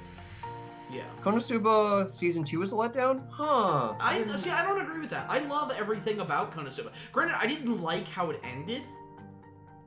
The ending was less than ideal. But for the most part, I absolutely love everything about Konosuba. Now, I haven't seen the movie yet. And that's because I saw the Konosuba dub. And the dub is fantastic. It's one of the few dubs I love. The dub was the best dub I've seen for an anime in a very long time. Where I genuinely do believe that the dub is on par, if not better, in certain places than the subs. And because of that, I wanted to wait for the movie to be dubbed before watching the movie. Can no one hear us? Oh god. Hey, someone I can talk about the clear card arc. Holy crap. Darkon, can you have the stream open, right? Yeah, I'm double checking now. Thank you.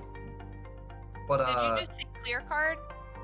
As in yes, card chapter Sakura clear card? Yeah. someone I can talk about the clear card arc. Ah, Bruh, I need them to come out with the rest of this shit now. Excuse me. Okay. audio seems fine to me. Okay, so, Card capture Sakura. will you is type to hands him? down. Type to him and let him know that the audio's on his side, because if the audio's not working, he can't hear us telling him that the audio's on his side and not ours. Ruby season 2? Yeah, Ruby was one of those cases on like trying to do too many things at once or not doing things fast enough. Ruby gets actually really interesting, but it's one of those, it takes so long to get like all the things established for it to start happening. So, speaking of animes, obviously that ended before they really started getting good and that need to be picked back up. There are 2 animes that need to be picked back up and continued that are top of my list. Air Gear, first and foremost. Closely followed by Gantz. Gantz ended on a filler season, and right before they introduced a whole new cast of characters and shit got good. Oh my god, Gantz gets fucking weird, but so does Air Gear. And god damn it, they need to be finished. They need to be rebooted and started from scratch and just given that love. Yeah, it's a darn shame that the animation industry is usually existing for the sole purpose of earning revenue through the original work. Is Gant's original work still going? No, it's completed. Although it does occasionally get little 3D movies. But yeah, that's what it all comes down to, and that's also the reason why when we were making Check, we basically kind of invented not invented, but went with the compromise route, the audio manga, because animation is just so expensive that you expect your return to come from things outside of what you're doing, outside the animation. Yeah. Alright, Which is really too bad, but I understand. Wait, season 2 clear card arc, they actually made wait, is some of the clear card arc actually animated? I actually didn't know that. What? I What? want season 2 of the clear card arc. Well, that implies that there's a season 1 of the clear card arc. There is. Okay, I didn't know. I'm reading the manga. Okay, we may not be able to talk about as much as you thought, but I am so excited to inform you that they have season 1 of Clear Card, I think on Netflix? It's either Netflix or Hulu, and it is so good. Also, Oh wow, that came out in 2018. How old is Clear Card? I only learned I learned Clear Card from 2 years ago. Yeah. You remember to say 2 years ago. I do not keep up with Card Captor Sakura. It's just a thing that was like that just showed up in my face once and went, "Hey, they making more?" Mhm. Yeah, I would actually have to go. I kind of learned of Clear Card arc before I even started doing anything with Card Captor Sakura, so I need to start from the beginning, really. It's. Rom the Half was never finished either. Damn. Oh, was it Yeah, not? fucking Ramna 1/2 never got finished, and Inuyasha's getting a new anime. A reboot, yeah. No, not a reboot, a Basically full-on that's continuation. basically what I'm calling it, is a reboot. But it happens later, isn't it a sequel? It's a sequel, yeah. It is. But I am just calling it a reboot. I don't know. That actually was Chibi's fear if they're gonna do things too similar. I mean, it's what they literally covered everything in the fucking book with Inuyasha, the original. How is it like? What different things can they do? What is left? Well, that's why everyone's currently losing their mind over it, isn't it? But this is coming from like I am a huge Inuyasha fan. Like Inuyasha was one of the first animes that I actually like got really into when I first found out like and finally discovered what the hell anime was, instead of just drawing something based off of a fucking ending, like 30 seconds of Sailor Moon's ending credits. and I found Inuyasha, and that was like the first that I really watched, and I loved it. Like the whole drama and everything. We're going back to guilty pleasures. I loved the romance and drama aspect between the two, but even then, it wore me fucking thin because they went on forever. And then there's the whole question of like, who did Sesshomaru fuck? So, you know. Well, you got me while I was drinking. Sorry, but that's like all everybody cares about right now is who did Sesshomaru have a child with? Sesshomaru? My money's on Naraku. Bruh. Oh, why do you keep doing this? It is a reboot. All the characters are back. Fucking one of Naraku's reincarnations. That's who he fucked. Calling it. Sure. Oh my god. But like, is it so? One of the things I haven't really gotten the chance to look into character designs or anything right now. Is it like actually confirmed that it is Sesshomaru's child, or is that what everybody just No, thinks? no, it's been confirmed that he has 2 children. 2? Yep. Oh god, there's 2 of them? Yep, he's got 2 children. I bet that they're gonna have daddy issues because he just fucking peaced out. Jared.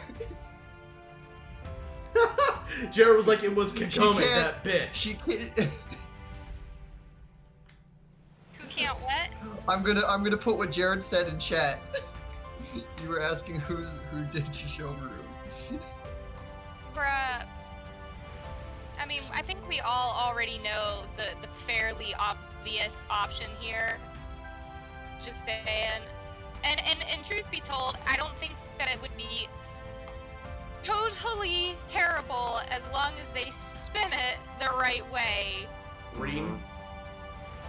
Yeah, like if Reen, like adult Reen, this is like long enough down the road where either fucking Kagome is dust and ashes or a bag of bones, you know, and Reen is old enough, then safe.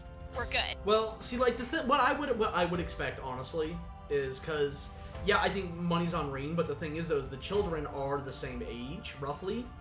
So my money is that some time shenanigans happened. Reen was lost, comes back as an adult. But was there Vampire really? Knight. Oh god. I don't think there was really all that much time shenanigans in. A central theme of it, and Inuyasha was time shenanigans. Kind of. The primary gimmick was a time shenanigan. What are you talking about? But, Yes, so Darkham then Law's Plunderer. That would kind of. But the problem is that I don't think time moves differently between the realms, is what I'm saying. So, yes, obviously you go into the well, it's going to, you know, bring you way back. But then time is still flowing at the same pace in both areas. Yeah, but So, the fact even if that you got lost on the you other can travel side. between them though would imply that there are other shenanigans that can happen. I guess they just didn't allude to any of those shenanigans. Like, they didn't allude to shenanigans. Oh no, like I'm that. fully expecting an ass pull. An ass pull. Okay, fair. Yeah, Darkon really wanted me to watch Plunderer, and like it was interesting for like the first 2 episodes, and it got really boring, and I'm like, dude. It's really boring, and it's also not like what his other work is. This is very much a combat anime, kind of like Dragon Ball. So that tone shift plus them taking way too long to get to the point is really frustrating. They're there now. To my understanding, they finished up all of the true world explanation stuff, which means that the particular dynamic between 2 characters is going to be flipped on it, and now everything is funny for the rest of the show. They're there now, but they're there now, but it took almost all of the second half of their season 2 or whatever you want to call it to do it. So, damn it. Alright, I might go back and watch it. Ugh. To be fair, I would say wait for the anime to like finish, and I'll go check where the finish is, and I'll let you know if there's enough left over for things to be good. Because That is an interesting take. Shadow Reaper goes, a fan favorite fan theory is that Yu Yu Hakusho is the future of Inuyasha. I could actually see that. care to elaborate for the rest in the class? Oh, that's right. Yeah, Darkon's never seen Yu Yu Hakusho. Ooh, my dude. I've barely seen Inuyasha, and I have seen nothing of Yu Yu Hakusho. Care to elaborate?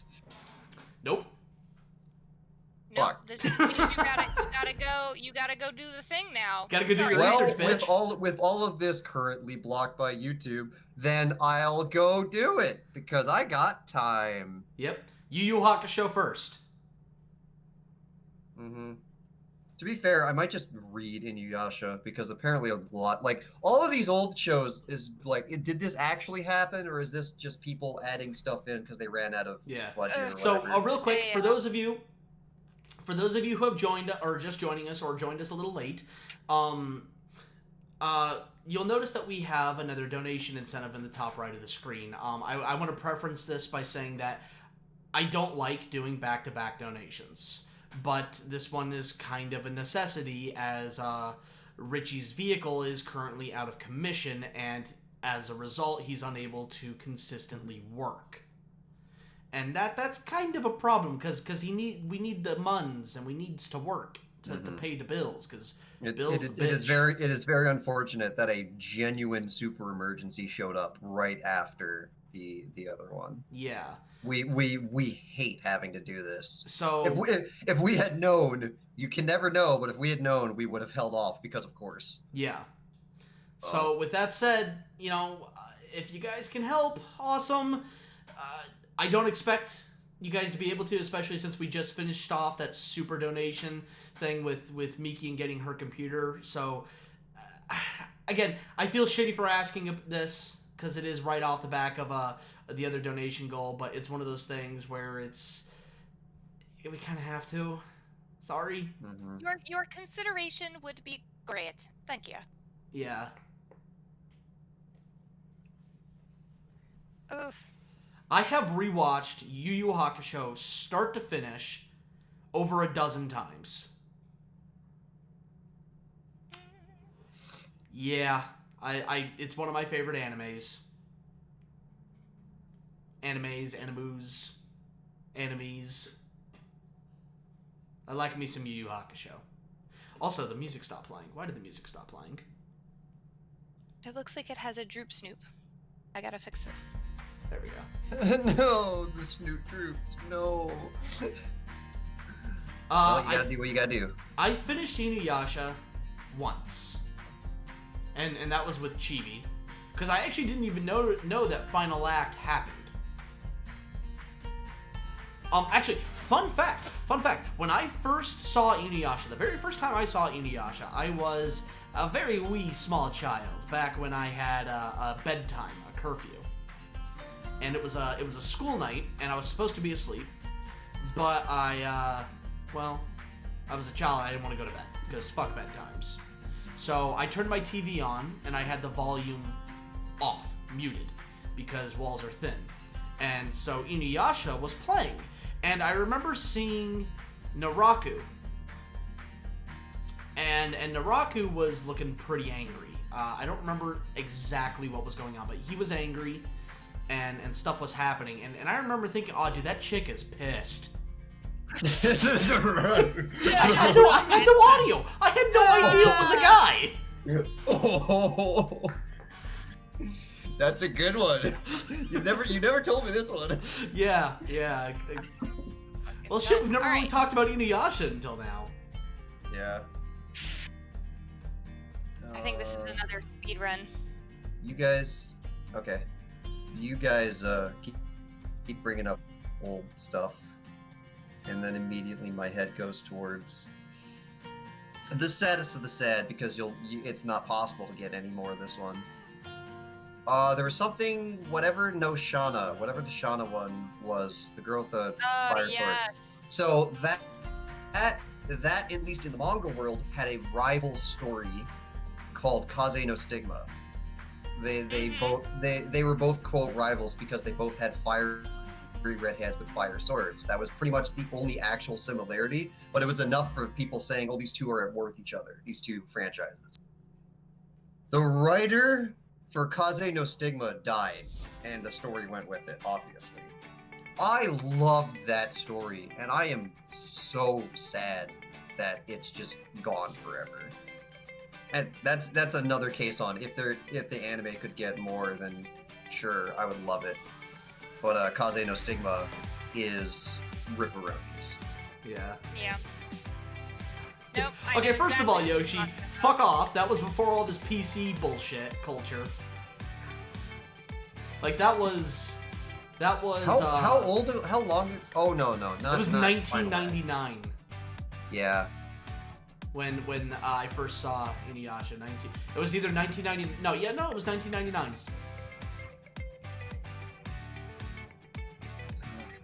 That chick is pissed.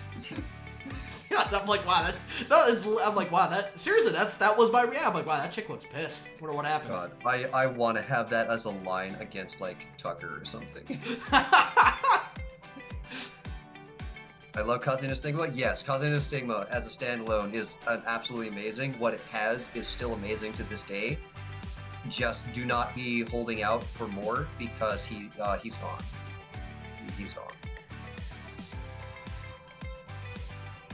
But yeah, so Tucker is the resident panty dropper, as it were. Niagara Falls.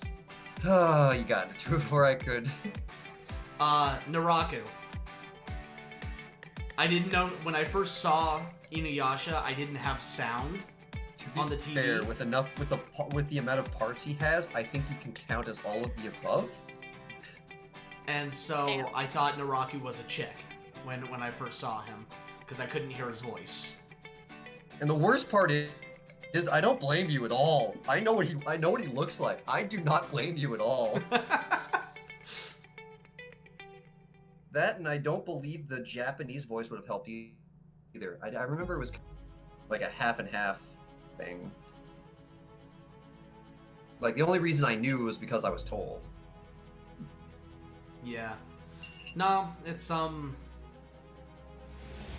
mean, Inuyasha is kind of an interesting anime. It's kind of a fun anime to just sort of turn your brain off and watch. But I absolutely despise how it ended. It is just the most anti-fucking climactic ending. You mean the original or final act? Ooh. I absolutely despise how they ended it. Because it's dark on... I don't care. Fuck, I can't... How old is Inuyasha? Is it over 10 years old? Wait, is it 5 years or 10 years? Yes. Depends on what you're referring to. The original work is definitely more than 10 years old. I do not know how old Final Act is, so your judgment call. Was our rule 5 year or 10 year? I can't remember. I thought it was 5. 5 Yeah, years. 10's okay. a little extreme, bro. Yeah, 5 year. Okay, one did. Yasha. Final Act was I'm like sitting here released- going, I haven't watched Final Act was yet. released. Okay, Anthony, I'm- even if it's 10 years, even if it is 10 years, you're still good. Final Act came out 2009. Okay. And I've given my own personal consent. I don't care. Okay, Miki, are you good? Have you seen Final Act? Well, that's what I was just saying is I haven't seen it yet, but part of me is like, will I ever actually watch it? So Alright, this so is your immediate warning. If you do not want to be spoiled for Final Act, come back in about 5 to 10 minutes or so. This is your official warning. Do I have your permission?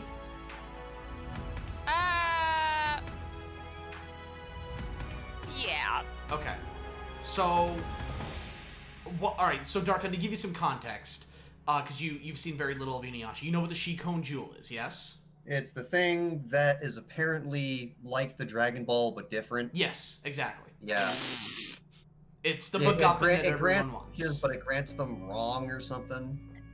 Yeah, so effectively, the big twist at the end is that the real villain is the Shikon Jewel. Yeah, I guess the fact it's effectively a monkey's paw. Yeah, the Shikon Jewel being inherently evil. I don't think that's revealed until way later, so that's so it's effectively a monkey's paw, and wait, they wait. defeat Was the final act of the movie? No, the final act is a full season. Never mind that. Yeah, there's a season called Final Act. And so how they get rid of the final villain is Kagome goes, "Hey, go away." Yeah, what's your wish? My wish is go away. That's literally what happens. When? Didn't Dragon Ball do something similar with that too? No. Because there was one of the wishes were like get rid of Kami or something. No, that wasn't it. No, King Piccolo summoned the dragon and then shot it in the face. Yeah. Right, that's what it is. Yeah. All right, Shadow Reaper, thank you for joining us. What about Enjoy that? your Made you laugh, D&D session. It's just the way he said it. It's just funny. It's just, What? he shot him in the face. Hello, hi, I'm Shenron. What do you want me to do? And then you just take out a gun and shoot him.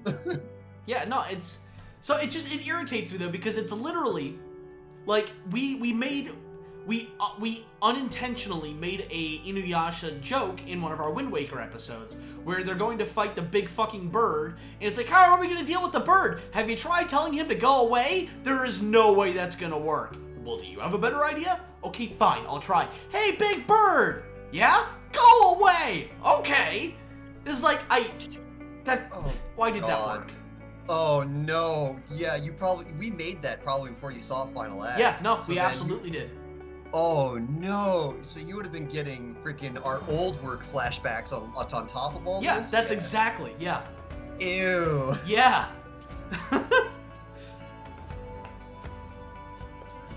This is so Final Act fucking came stupid. Final Act came out 10 years ago. Like October, it'll be 11 they years. could have just ripped off fucking Lord of the Rings and thrown the damn thing into a volcano. That would have been a better ending. Yeah, well, at least they're doing something. You walk to the fucking volcano. Don't just tell the ring to go away. It's not how that works. Isn't it? No. If I go to the Dragon Balls and say, "Hey, Dragon Balls, can you explode?" Why wouldn't that work? No, that wouldn't work. I don't think. Why not? Because it's a very boring cop-out way to handle the problem, but I don't see why it, quote, doesn't work. Because the fucking meddling Saiyans would just bring in another dragon and have them make a new dragon. Oh, the Dende. Yeah. Yeah, even if they did kind of bring it up. But wait a minute, you just confirmed that it would work. Like, yeah, they would have to fix it, but the Dragon Balls would be gone in the meantime. Yeah, but the thing is though, is it would be fixable. Well, that's because Dragon Ball has a way to fix it, because they can fix it outside of the thing. The Shikon Jewel, the only thing that would really be able to fix it is the Shikon Jewel, which is now gone. It's a boring way to fix the problem, but I don't see why it doesn't work. It's still boring though. It's just lazy. Yes, it works, but it's such a lazy way to make it work that like you couldn't come up with anything better. You couldn't just like smash it more. Yeah, it's stupid. It's just absolutely ridiculous. But if you wanted to do that, I would have just been like, I wish for the Shikon Jewel to be into the sun. It accomplishes the same thing, but it's got that little extra flair of go away. Yeah. A little extra bit of fuck you. There, now no one can have it. Even if the thing's not broken, the only time anyone's gonna get this back is when the sun's gone, and I don't think we can. You could have had that little extra flair of something like, go to the center of the earth, or like, be inside the sun. And then same thing, same deal, problem solved, but it's got that extra, like, I've defeated you, die. Yeah, no, that's true. But yeah, no, thank you, Jared. I'm glad you enjoy our earlier shit. Emphasis on shit. King Piccolo be playing it. Yeah, I almost want, if we somehow get in contact with the Team 4-star people, I almost want to just What do get you mean the guy if we who get in did contact Shenron. with it? We work with them on a regular basis. Like, if I could get to talk, I'd almost want to just, I don't even need to, I just need to go get, like, the Shenron thing and, like, state your wish and yada yada yada. And then it just hard cuts to King Piccolo with, like, the stupid gun on the hand beam. It's not even his hand. He just pulls out that and then just shoots, and that's the end of the video. It's like 5 seconds. Yeah, but I was gonna say, like, but what do you mean get in contact with? We're in regular contact with Scott. Blue Seed, the anime. Blue Seed sounds Blue Seed's so the one with the familiar. giant ass bugs. It's dark as fuck. It's like Starship Troopers. Oh, if Starship Troopers okay. wasn't supposed I to know, be satire. I know this. Yeah. The only reason I know about this is because I'm subscribed to a certain YouTube channel that brings up like really retro anime every now. They went on a Blue Seed binge for a while. Damn, this is a rapey anime. Ugh.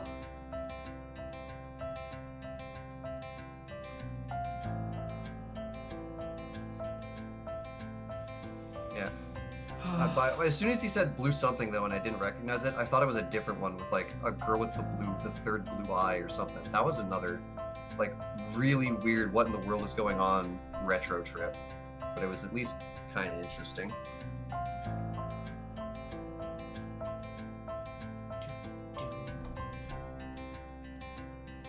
But yeah, We just ranted about anime for like an hour and a half. if we can we actually let's talk. I want to talk about death in anime because they Goldshot, was saying how that's why they did the writing. Yeah, to people can be permanently dead unless we choose not to.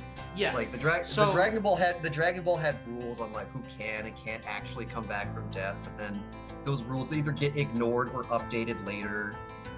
Yeah, so like I don't mind characters coming back from the dead in my anime as long as there are pre-established rules for them to be able to do so. Mm-hmm. Like Yu Yu Hakusho. Within the first minute of the anime, main character's dead. Yep. And then it goes into the whole realm of souls and all that other stuff, and then each use the same concept. Now, granted, Dragon Ball took a while to get to the idea of, well, we can just use the Dragon Balls to bring people back. Mm-hmm. It took them a while to actually even then, get it was there. kind of one of those, we don't know if this will work, and then when they start experimenting around with it, it's like, well, you can sometimes, but it has to be like out of malice or like before your time type of death. Yeah. There were actual rules around it. Yeah. But then Z started happening, and it's like, well, we need to have this guy come back. Well, he died already and was brought back already, so we can't. Well, then we'll just go to the other set of Dragon Balls, and then the amount of ways that they like circumvent their own rules, that's when... Yeah, no, there's absolutely me. no stakes in Dragon Ball anymore. Literally none. Yeah. And that was the whole extra tension from that was the whole point of the extra tension from the Cell Saga, because as soon as they start talking about we have to kill these teenagers, as soon as they started talking about that and then Cell gets involved, it's, hey, just letting you know, when we do this and we're not going to tell you right away how to fix it. When we do this, Dragon Balls are gone. And sure, there's still like the Namek balls, but then they have to figure out how to go do that again. It was a very kind of final thing. Yeah, in Purunga can't mass resurrect as far as you really know. So this is a very final thing. Yeah, now they found a way around it. They found a way around it, but during that time, that was real tension. Yeah. Because now death was real. And it was real all the way up until, why don't we just make a new Dragon Balls? Yeah, no, it was... Like, I really wish that they would have kept it that way, where the Dragon Balls were just gone at that point. Mm-hmm. Because then it's like... At least that set of Dragon Balls. And then if you're gonna have to... There might be more, but those different ones work differently. And then you have to deal with those rules. But no, they just bring back the original set. It's just... But anyway, so... with on the subject of character death, and the finality of it, and pre-established rules for characters to come back. Like I said, I don't mind when characters come back if there is pre-established rules for them to do so. I absolutely fucking hate it when writers get cold feet or do a bait and switch, be like, oh, they're dead, oh, except not really, because insert MacGuffin here, or insert asshole here, they're not dead now. Oh no, Pikachu. But hey, that was some real good tearjerker moments. Oh no, Pikachu's crying because Ash is dead. Well, now everyone else is crying. Hey, those tears can apparently cure freaking, what is it, petrify in the Pokemon world. How about that? Ain't that whack? Yeah, it was stupid as fuck. How was I supposed to know that was going to happen? Because at the beginning of this movie, there was a single sentence. At the beginning of this movie, there was a single sentence that alluded to it. That's why. Yeah. Well, that's boring. So one of the biggest sticklers for this that I absolutely like. I used to love the anime Fairy Tail. I really enjoyed it. I loved Fairy Tail, and I used to actively abridge it. We still abridge it, but it's just kind of very low on our priority list because I know it's just, you know, the passion's kind of dead for it, unfortunately. Even though I voice the main character. And, so what really irritated me about this was, you know, like, they pulled it before, like, where it was, oh, this person's dead, oh, except not really, and I'm like, okay, I mean, it's a little annoying, but alright, whatever, you know, and then like, it became, hey, let's resurrect our characters more than Dragon Ball the anime. Yeah, and so like then we get to the fucking after the Magic Games where like these fucking Dagons are invading, and fucking Gray gets shot in the fucking head, and I'm like, that's fucking hardcore. Okay, all right, I can dig this. Fucking main character death? Shit, I did not see that one coming. Fucking props, bro. That takes balls. Fucking not an episode later. Or maybe it's even, it might even be the same fucking episode. I don't remember. But this previously evil fucking, like, maniacal fucking bitch, Altair, who up until this point has been just an evil fucking bitch with vague mentions of, oh, I'm trying to redeem myself because insert reasons. Your friendship has moved me. And it's like, no, that's stupid. You're stupid. So then she gives up her life because, like, all these people are fucked to turn back time. Oh, yeah, this one, yeah. And I'm like, okay, well, all right. So at least someone is dying. That's happening. And the beauty of it, though, was that this evil fucking piece of shit is literally burning from the inside out due to the use of this final spell. And she looks over at the clock, and to her absolute horror, the clock only turned back about a minute. And to me, I'm like, okay, all right. So these characters that were supposed to die don't die because previously evil bitch decides to do uncharacteristically good thing to, you know, to try and redeem herself. Okay, that's a little shitty. That's a little kind of weak. But the fact that she fucking died, A, and B, doesn't get to see whether or not her sacrifice actually worked. She didn't get her closure. And she thought it was a waste. To me, that was perfect. Because A, characters got to be brought back. B, the villain lost her life and did not get the closure that she does not fucking deserve. And I'm like, okay, all right, no. This is a good compromise. This was very well done. Good for you. Not an episode later. No, an episode later. Exactly one episode later. Where it shows her fucking burning alive from the inside out. She's dying. It fucking cuts to her after all of the bad guys are done and beaten and the heroes are on their way home. It shows an old woman that looks exactly like Altair but older. So no, she lived. She quote unquote sacrificed her life and she got her fucking closure. At that point, I'm like, no, I'm done. I'm officially done with this. Like, that was the last straw.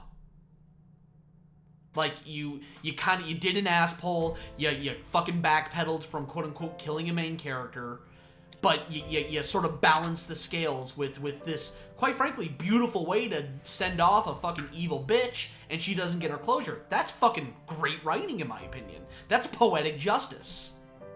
Nope, backpedaled even on that. And it was just a sign of things to come. So every now and again, I would randomly tune into the fairy tale manga and go, so guess who died and came back this time? That's very accurate. Mm-hmm. Dude, he doesn't kill anyone off. It's not accurate. We would do that every now and again, and I would just go through random chapters, and I go, hey, look at this. What? Look at this character. They just died. How do you think this character comes back? And then I would like go ahead a couple chapters and just, oh. I wasn't even like looking for it. I was just hitting random chapters and then just finding people dying and coming back repeatedly. And I'm sorry, guys. I whenever that topic comes up, I kind of go on a mini rant. Mm-hmm. Remember to save Miki if you haven't already. So be aware, outside of whatever you would call the medical miracles of the real world, that is the only thing that we have for, quote, holy crap, you came back from dying. That's not really, like, if you're talking about death in the narrative death sense, when they reach that point, there's that.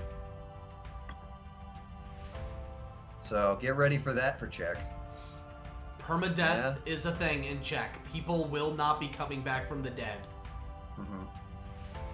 There's medical miracles just like there is in real life, and they are just as amazing as in real life. But when they hit narrative death, then that's it. They're gone. There's no fucking bullshit coming back. That was a very big sticking point for me. But when we started, I'm like, okay, but if someone dies narratively, they're not coming back. And thankfully, Darkon agreed. Oh yeah, that's not as much of a vivid hatred, but I also don't like it. You better not get close to Lily with that knife. Oh no, the pressure's on. Everyone's just like, yeah, but these guys are anime people and they watch Dragon Ball, so we're fine. Oh, by the way, did you know permadeath's in here? Get every sharp object away from Lily. Oh, they're sweating already.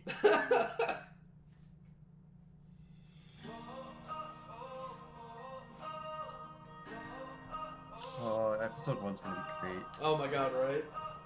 Yeah.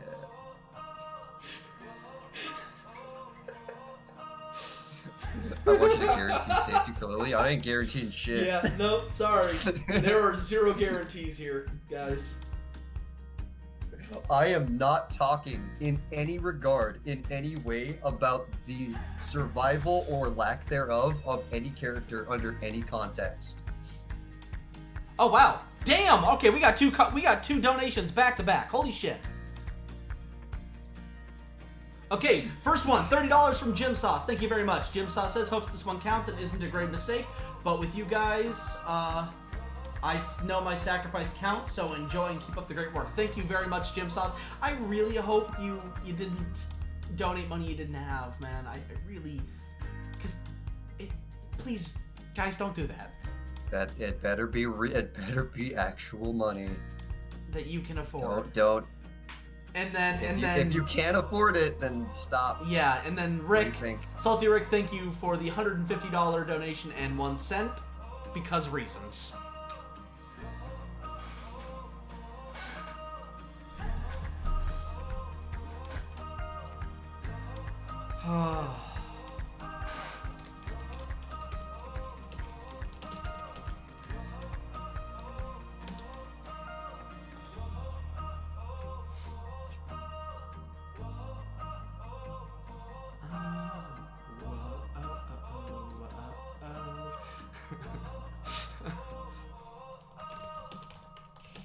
I'll be right back. I need some Tums.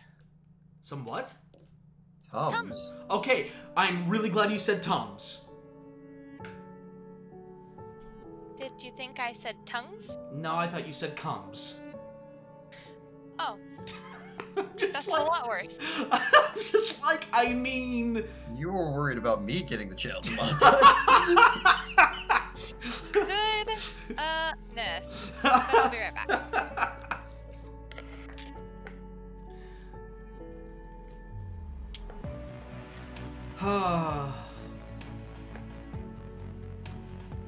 Balls, now what do we do? Quick, be entertaining.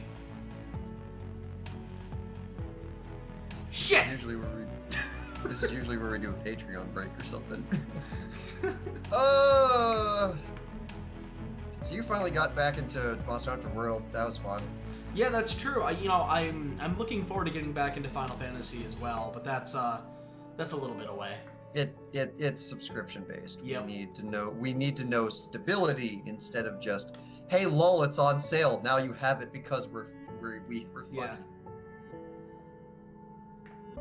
Actually, Yoshi, my mind is can we permanently talk gutter. about the purchase? Is that far enough along that we can just laugh at that now? I'm sorry? Can we talk about the purchase of Iceborne so Yeah, that we can laugh yeah, at?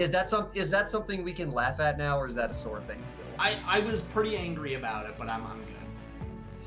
Yeah, it was either you get yours back or Royce gets his back by you hitting decline, Hold up, and actually, then real Royce will quick, give you money. before we get into that, Empire would like a summary of Tucker. Would you like to read this one, or should I?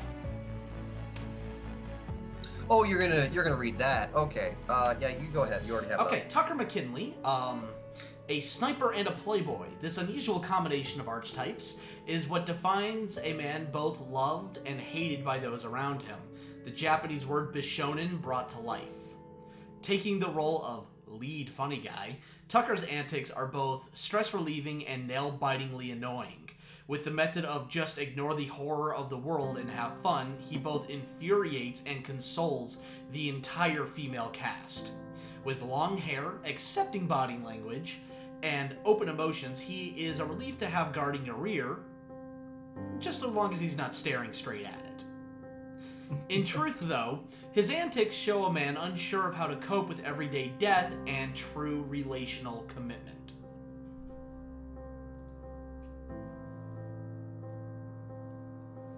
Yeah, that's Tucker. Yep. But anyway, so yeah, go ahead and... The 60s called. They want their sex drive back. Yeah, okay.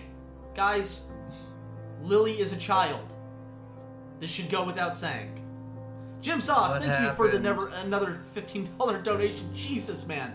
Okay, what did he say? He says, don't worry, y'all, I'm good. It was a pun-based, the pointless character deaths y'all were talking about. Okay. Alright. Dude, again, as long as you're able to do this without putting yourself in financial straits. Again, this goes for everyone. Thank you so much for the donations, but only do so if you can actually afford to do so. Please.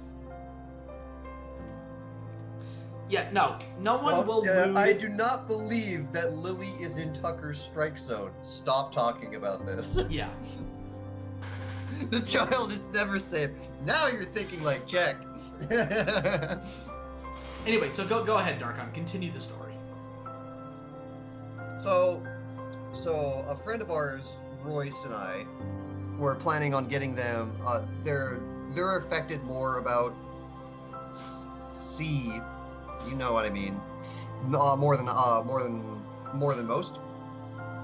So we were constantly trying to keep up on the fact on sales for Iceborne. He had the base game, he didn't have Iceborne. And we were already pretty much through the main story of Iceborne, doing the later stuff, and we were getting sad because they weren't able to do. You get it once and you have it. It's not like 14, like subscription based.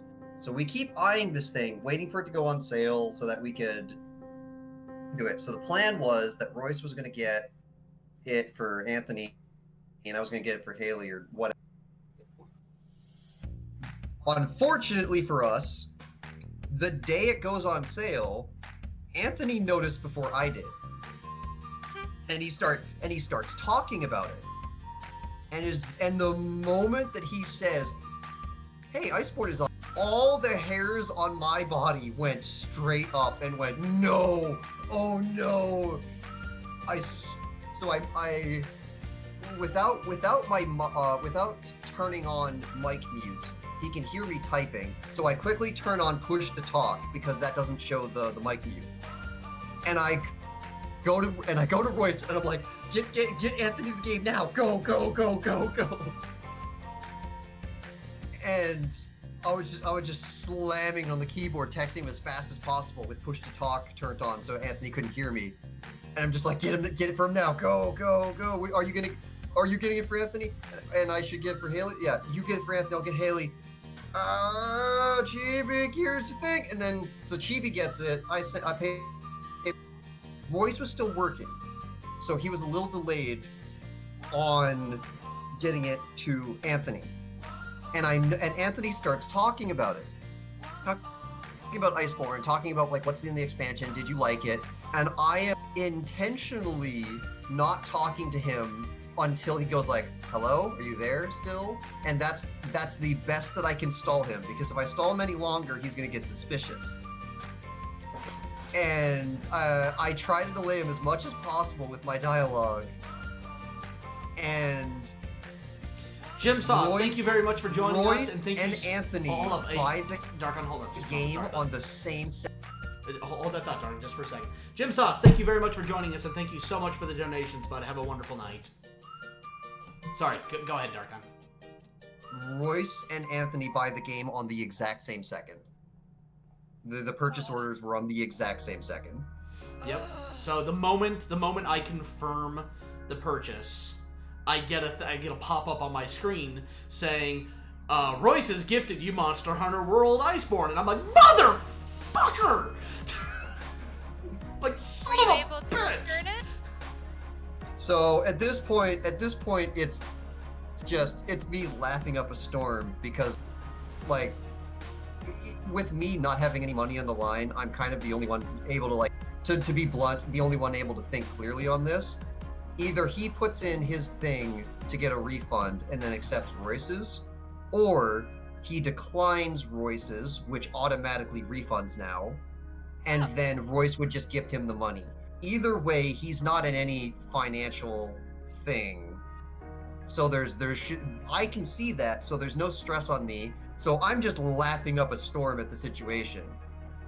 However, Anthony doesn't know that yet, so he's under very heavy financial sweats right now and telling me to shut up, very rightfully so. So there was no real problems. It's just he had to put in the refund, and the refund did take. We were concerned that it wasn't because it was DLC, and I have logged over 100 hours. You actually should not have. The 2-hour thing is based on the base game because they don't have a separator between DLCs. Yeah. So the only thing I told them was push any buttons. Don't even like install it if it's not already done or whatever. Just let it go. Don't touch anything, and then hit the button. And that's what. And even if you did not get the refund because their policy, Royce would have gotten the refund. He would have just PayPal'd you the money. Yep. But it was a case on we were trying to scare him, and we scared him in the wrong manner. Yeah.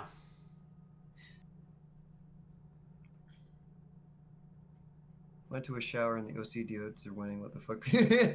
Oh no, are we OC? Thank you for joining us, Rick. Oh god, are we OC warring the new donation goal? Oh boy, the war goes on. OCD War 2. Electric Boogaloo. Electric car.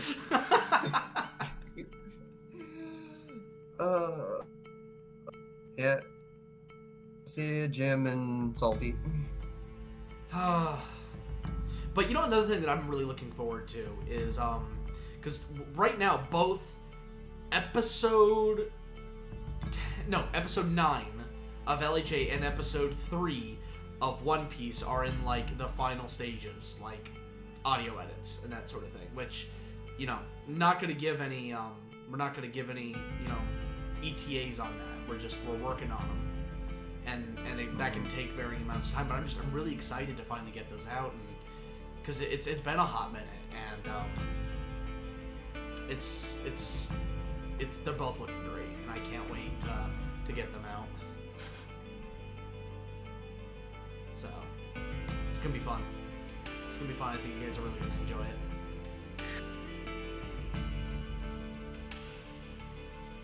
Ooh, excuse me. Yeah, it's about how my belly feels right now. It's very sour.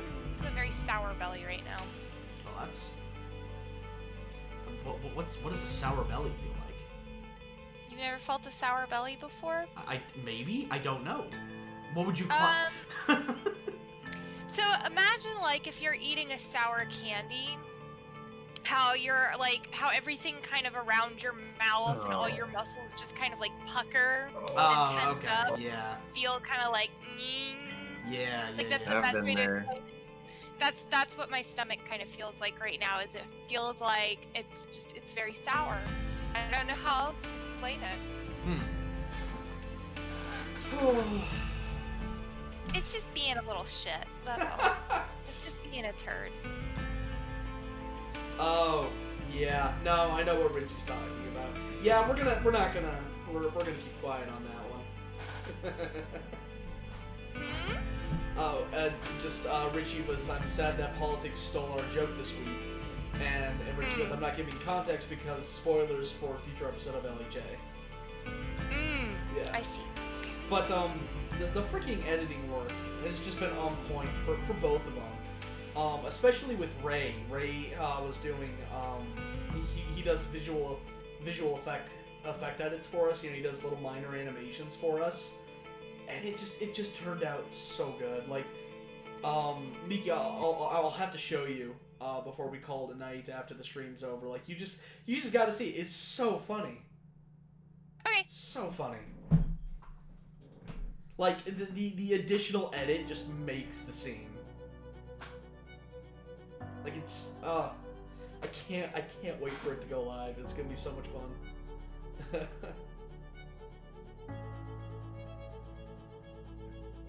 Oh, look at that sexy boy.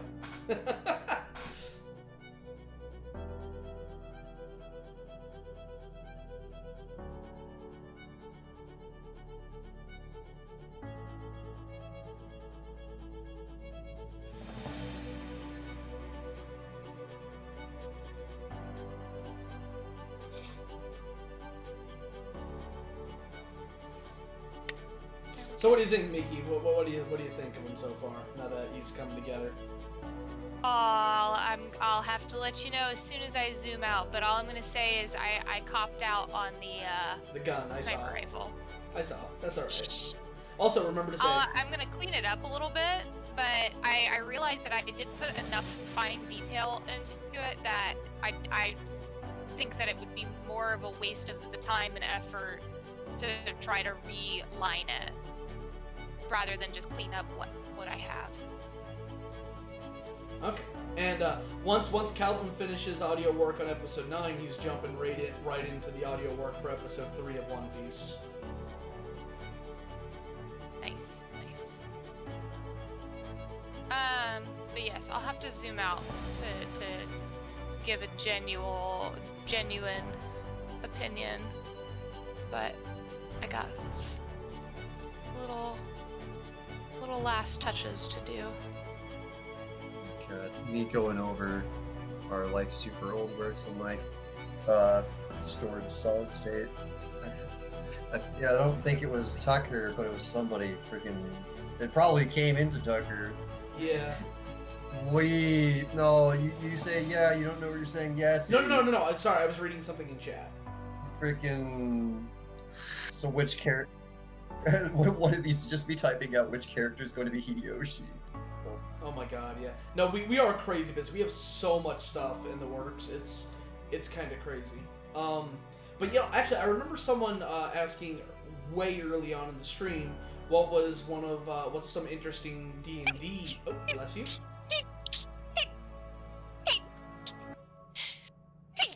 Oh, new record! 6! New record! What? That was 6 sneezes. New record. Oh. The previous was 5. Anyway, so way early in the stream, someone asked, what's some funny old D&D stories? You want to tell some D&D stories, Darkon? Huh? I don't know if I find a lot of them funny. I'm just really sad that my D&D. So I think that you guys know this, but I do I DM campaigns every Saturday. Yep.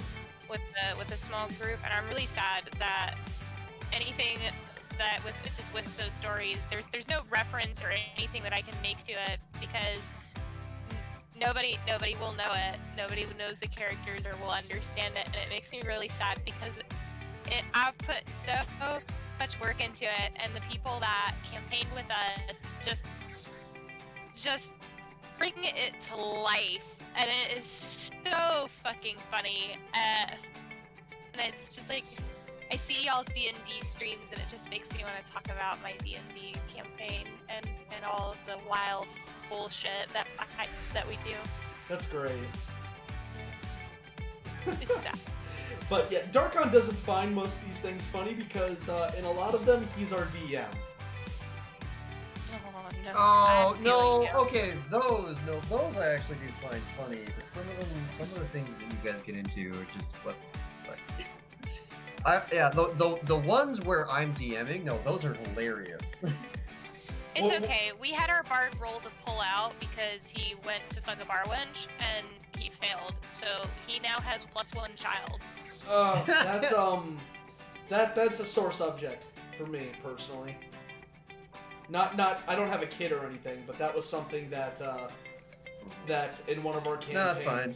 Then we'll just not talk about that one. Yeah. What we can talk about is, hey, every single time I come up with a design for a fight or a trap or anything, they will do anything other than what it is and will succeed.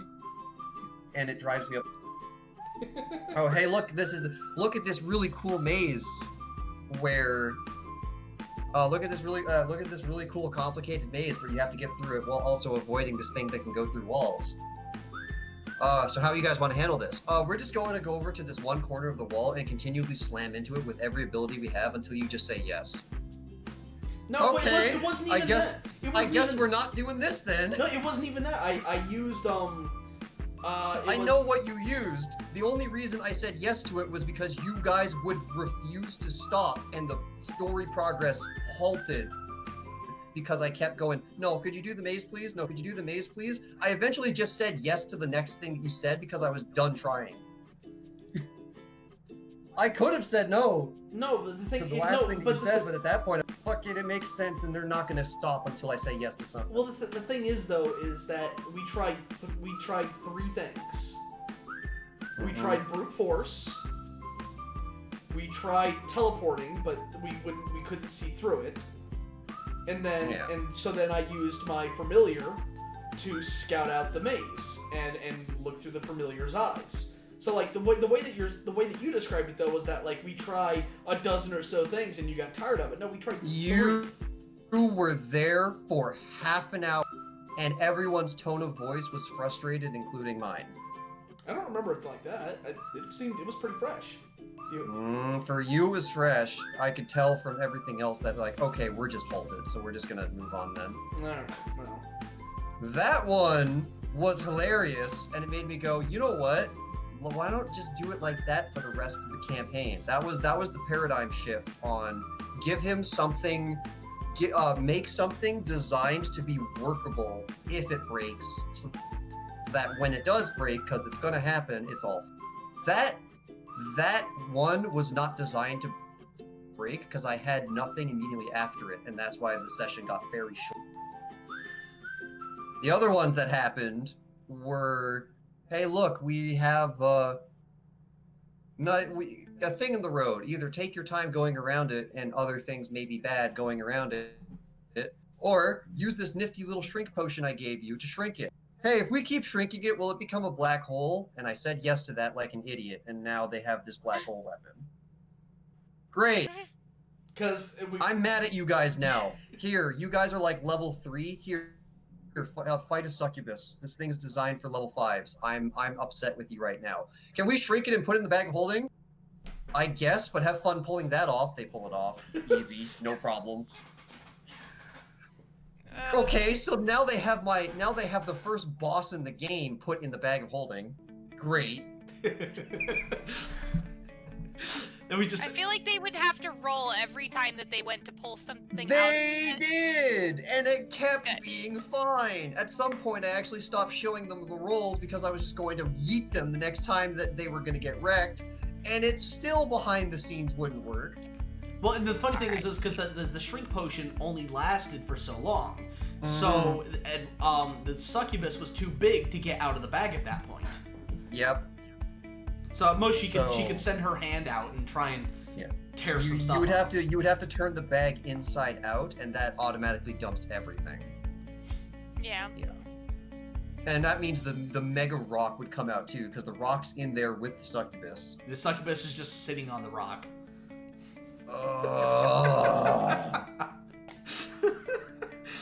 I'm gonna have an entire thing of intrigue and politics, and you guys are gonna have to try. What's your plan? Well, we murdered this. So our generic plan, we're gonna try and convince them to not come after us and get us killed. Hey, look, they're all talking about, it's a whole bunch of kings talking about politics and whatnot. I slam through the door and yell, I object. No context. Roll for deception. Everyone immediately starts going, ooh, Darkon's mad, you're gonna get wrecked. No, it wasn't deception, it was persuasion. Oh, persuasion? Yeah. Okay. Yeah. Yeah, not persuasion. Yeah, roll persuasion. And it's just like everyone starts oohing Anthony, just going like, okay, Darkon's mad. Uh-oh. Rolls a natural 20. Right. Of course you would. Okay then. Please talk to me and convince me to this world of kings why you should not be outlawing the summoning and slavery of demons. Uh-oh, he's still mad. Now he has to roleplay this, and he did very well. And then they proceed to come up with a plan better than my entire campaign. And now these murderers have been given an all-access pass across all the borders of the continent in order to find themselves, because they're the murderers. To go find the murderers of Freaking Lupin the Third, but Lupin the Third is also the detective. Yep. That was a good roleplay session for me. Like, I got real fucking into it. Oh. So definitely at the end of the maze one, which was very real life upsetting to me, I changed how I approach everything for DMing.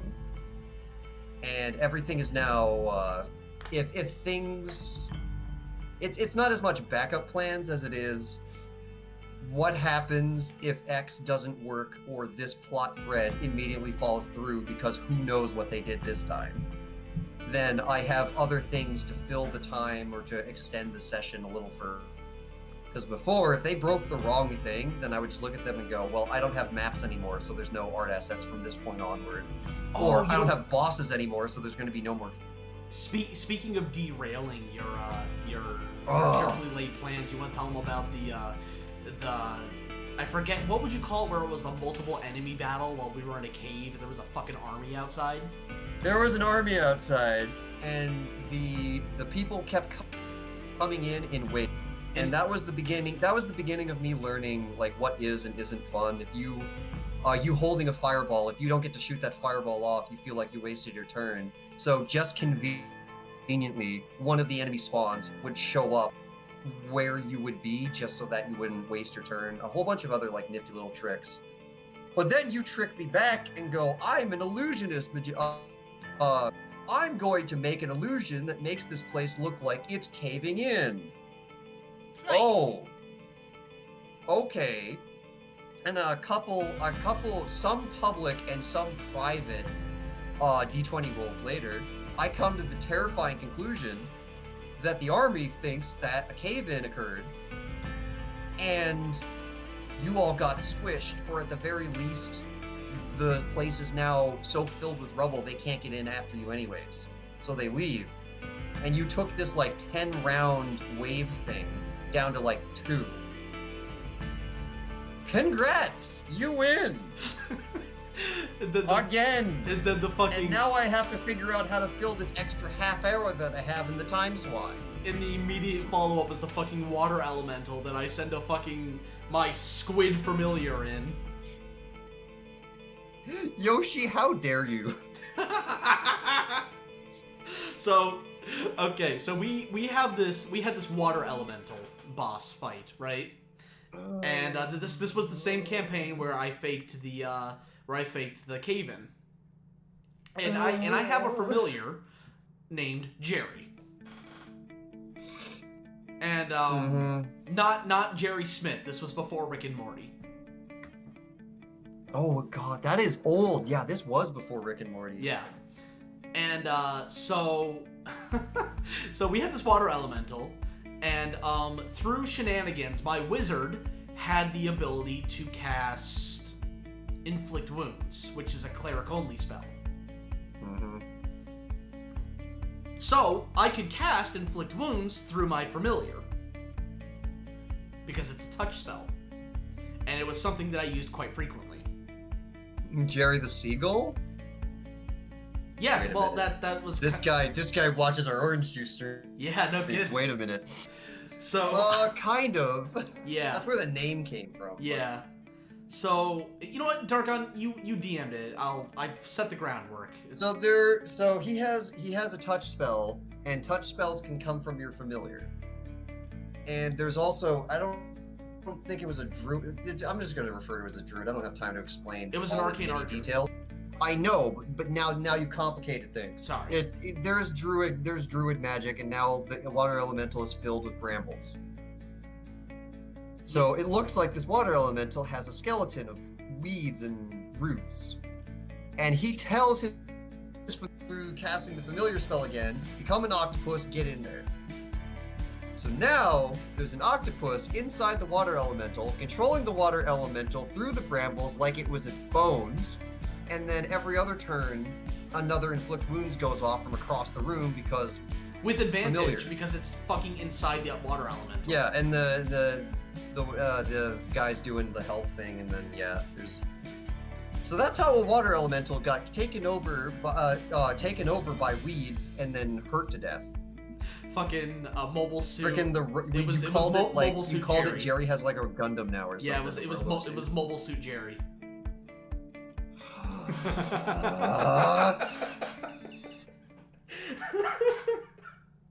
So if anyone ever wonders why when I'm DMing, I'm very specific with the rules. These assholes are why. Yeah, we are the living. I do not allow physics to be a part of my decisions anymore. Does the thing say it? If no, stop talking to me. We are the living embodiment of this is why we can't have nice things. Mm-hmm.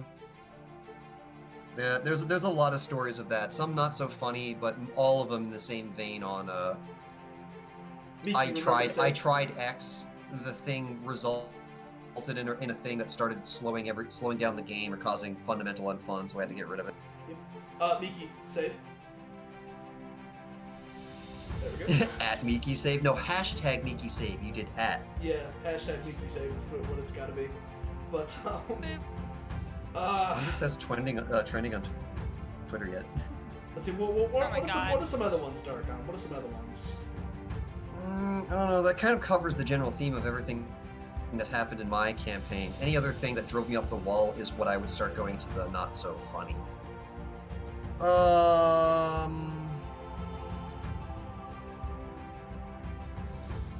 There you go, Empire.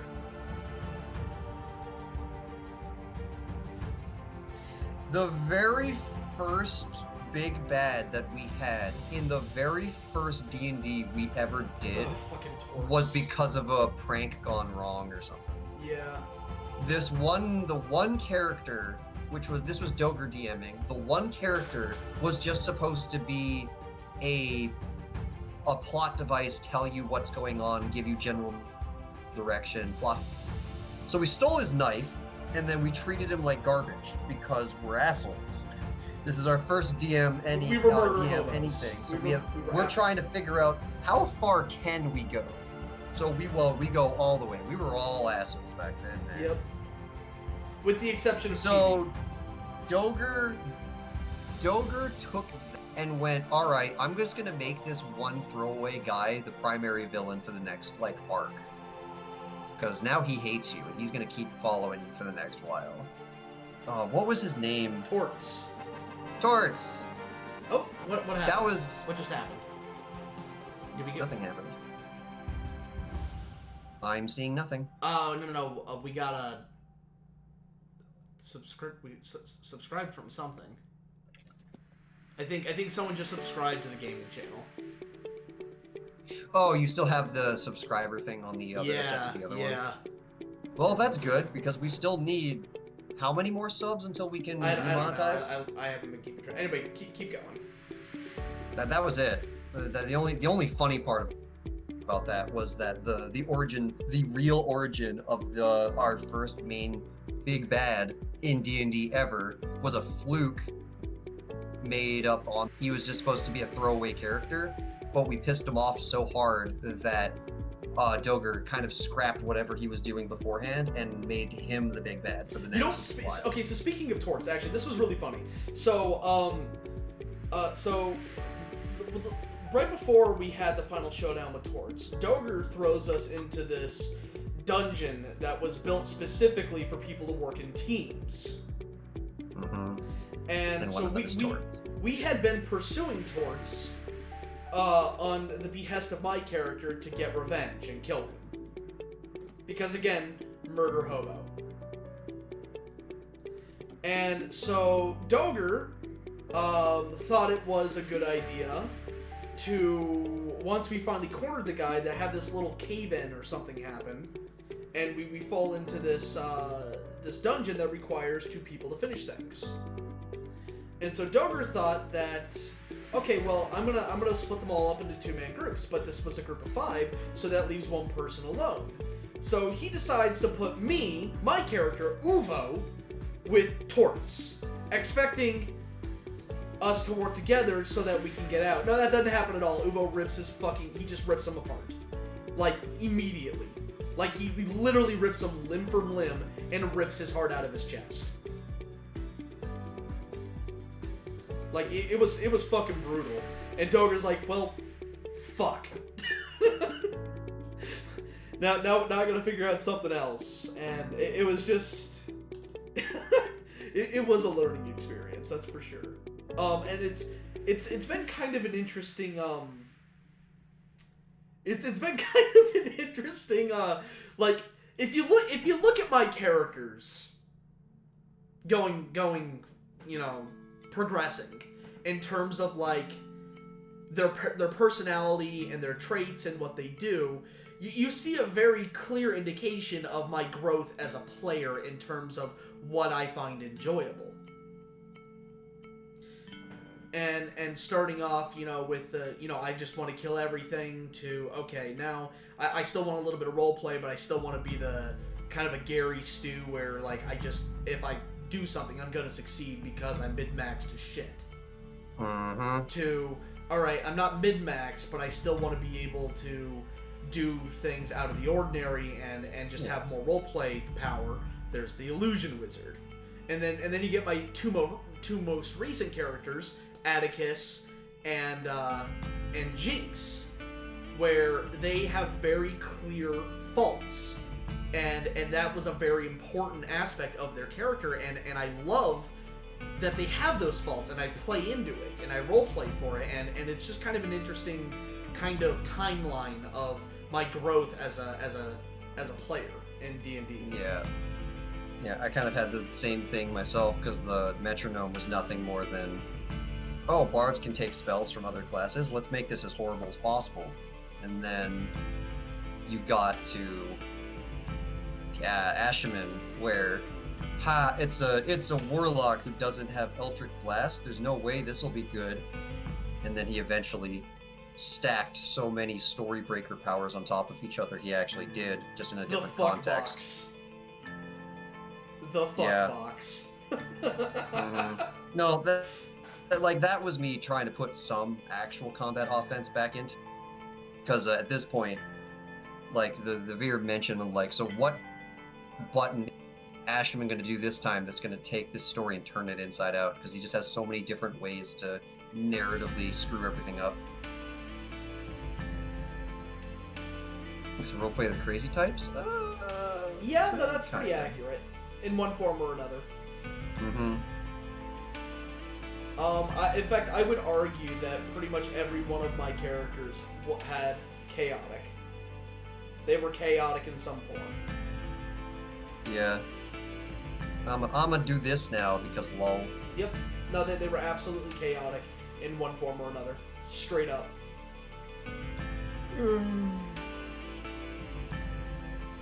But, Dolus... Yeah, so now my only problem is getting a character who actually fits the setting. Actually, no, one character is not chaotic. Dolus. Dolus, Yeah, he's he's lawful evil. yeah, you're not nice, and what you're aiming for is not going to be not really on the moral up and up. But it's not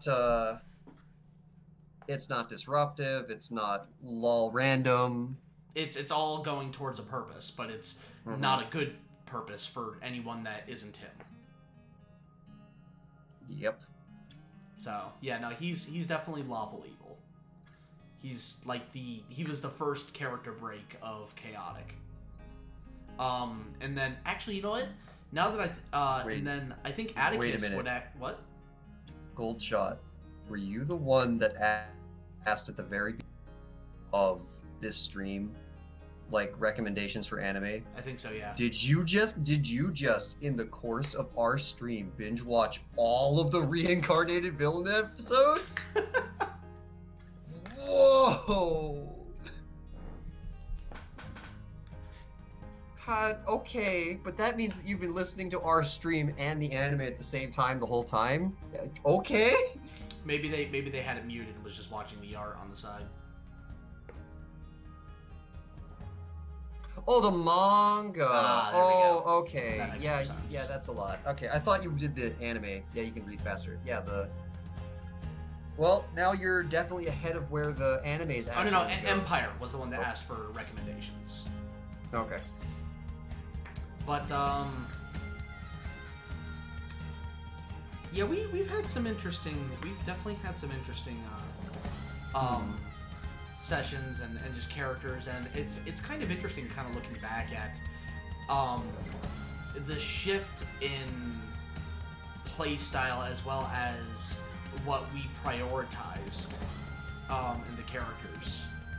The fundamental one, the almighty paradigm shift was, hey, this is a team game, so we should be thinking about all aspects of this as a team, as we're not the only ones that are playing. Yep. And that kind of paradigm shift everything on what we played to who we played with. And definitely much better. It was a Yeah. It caused a few D&D issues. is fundamentally a team game. If you're trying to do your own story in a roleplay session, I don't think D&D is the right system. Yeah, and it definitely caused a few issues because there were a few people within the previous group that just weren't a good fit for this paradigm shift. Yeah, it was all just a matter on do you still want to do your own super cool lone wolf story, but you're doing it in a group, or do you want to do team stories?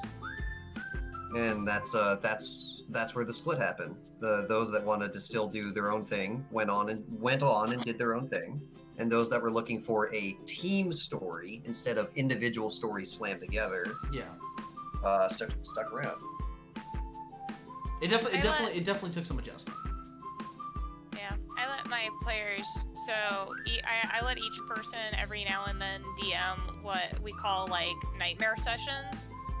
Basically, whenever we come to a completion point of like, you know, a particular arc with our characters, I allow them to come up with their own like conjoined dream.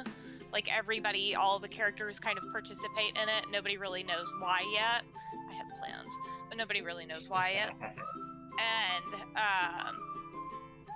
it wasn't actually even originally my idea. It was one of the other campaigners' ideas that because there was one day where I was like, sorry, I haven't had the time to plan the next section. They were like, well, why don't we do this? But what it's turned into is like background story on some of the characters, and so like in some instances the nightmares might be like kind of random or just like a session, but we've now gone through 2 characters like kind of reliving a nightmare or a bad scenario that has happened in their life, and like it's kind of like allowed us to learn more about that character indirectly while still having to like work together as a team like through like to get through the dream. So it's like an interesting take on allowing people to be able to kind of like show that individual creativity even still in the group setting. And we don't gain any experience for it because it is in the dream, but it also gives, you know, me or any other DM who finds the idea intriguing the ability to rest. So if you're wanting to still keep up with your weekly campaigns, it's an interesting concept, but it allows you to kind of combine the 2 forms of individual wanting to do like a lone wolf story and putting it into a team playing method. Okay. Also, Rick, get over it. It's anime. He was complaining about the length of the strap for the gun. Get over it. There has to be some suspension. Go yell at Yoko. There has to be some suspension of disbelief. I know, and I'm a little actually petty about it right now because I'm sitting here like considering at the same time if he has his elbow on the end of the stalk, then wouldn't this thing here be more up, which would make in turn the strap shorter, but I don't know if I could do it without having to redraw the whole thing. It's alright. Just leave it as is. Yeah. So I feel you, Rick. I do. I know it's there, and it hurts me. But time. We have about an hour before this stream will be over. Regardless, it's one of those things where it's, yes, noted for the future, but right now, due to time constraints, it's not changing. I might fix it off screen at some point, like, you know, just maybe tomorrow or something. He's the type of person that would probably have a pose strap or something. Probably. What's this for? So I can do this. How does that help? Because don't I look pretty? Okay. Yeah, it probably will be fixed in post, most likely. Yeah. Because Miki is a perfectionist, I've noticed. Barrel awareness is a thing. Hey, I'm not. Miki, I'm not throwing shade. Miki, I'm not throwing shade. I'm a perfectionist too. I get it. Yeah, barrel awareness. You're reminding me of that one joke in Konosuba where he got the katana, and then it was too wide and he kept knocking everything over. Yeah, that was great.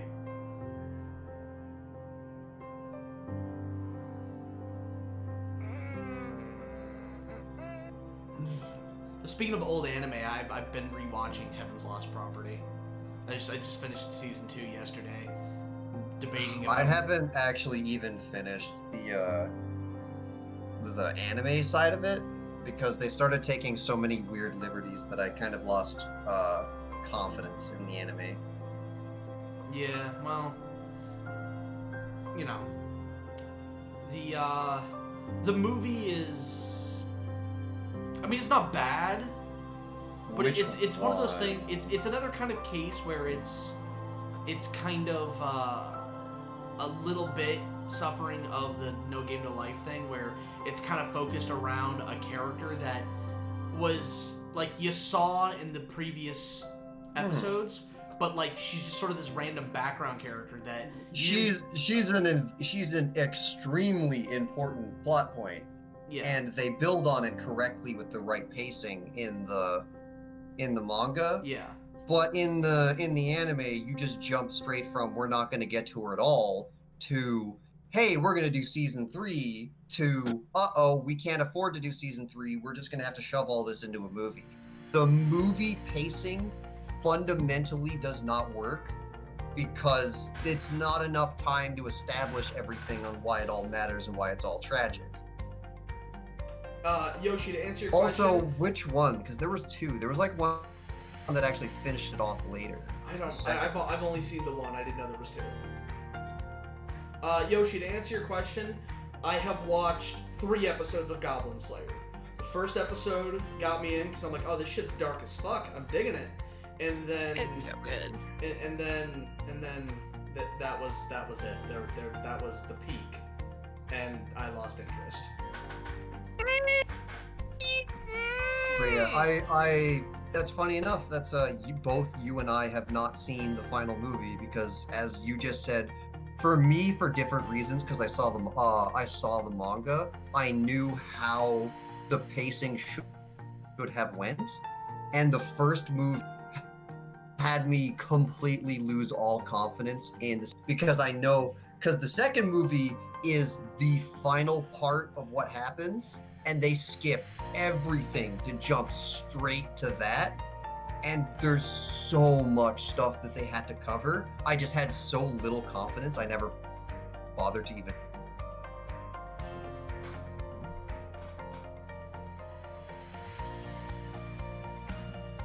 Oh, neat. Okay, cool. I'll have to go watch Yeah, Goblin Slayer had a weird paradigm shift where it has a guts hook. And then they never go anywhere near that far again. You know what? Good for you, Empire. I'm really glad you enjoyed it. I very strongly disagree.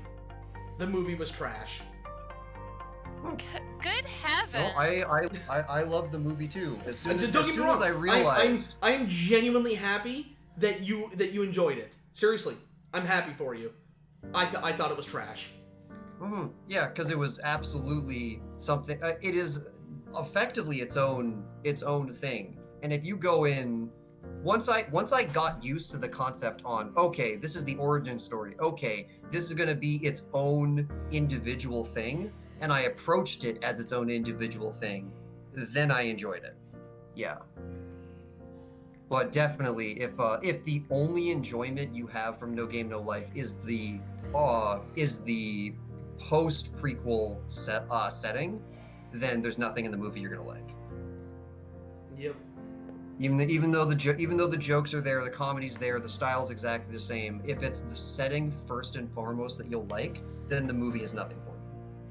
Like, I think the issue with the movie was that if they were able to do more seasons of No Game No Life and build the world more before doing the "this is how we got here" thing, I think I would have been much more receptive to it. But like, we were just getting our feet wet with them laying down the lore and the groundwork of No Game No Life at the end of the first season. You know what? It's really then we funny. Get this movie, and it's like, I don't give a fuck about any of this. I never realized why I've been so damn rewritey on the very first of the parts of the things that I've been working on for the last month. But what you just described is actually my issue with how I want to approach the current things that I've been telling you about, the final arc phases of the setup of Czech, because it's we have a similar situation where things eventually have to go back to the origin of Quantum Roots. And I've always wondered why I've been so careful of the timing when I start doing that type of stuff. It was No Game No Life, because that was, if it's too abrupt, then it's what the hell is this? Where did this come from? Man, that's exactly why I've been rewriting this, because I'm writing it like more or less right now. While we do art streams, I do some writing on the side. And yeah, if it's too abrupt, then it's just horrible. Well, it's all about, because like if you don't establish the current day stuff, you're not giving the people enough of a reason to give a shit as to how you got from point A to point B. It could have been what's her face, the one you liked, like reminiscing about the old days, and then other people, a whole bunch of people in current day terms start talking about how things were better or worse depending on their perspective in the old, and then that gets you inherently thinking, what was it like in the olden days?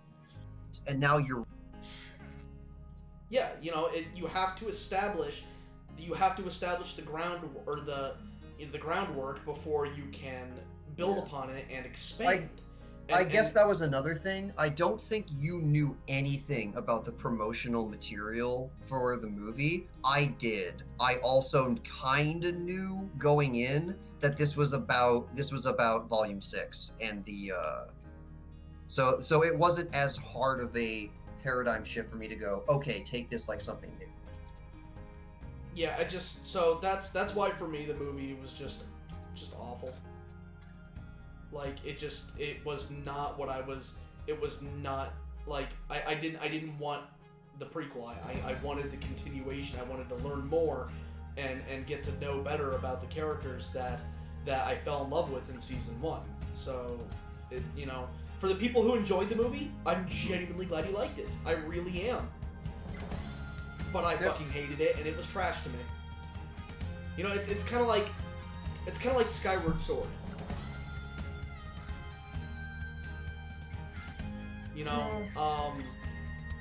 That's a little different. The fundamental reason you hated Skyward Sword was the controller didn't work for you. Yeah, but what I'm trying to say is that I'm the type of guy where just because I don't like something doesn't mean I can't understand why other people would like something.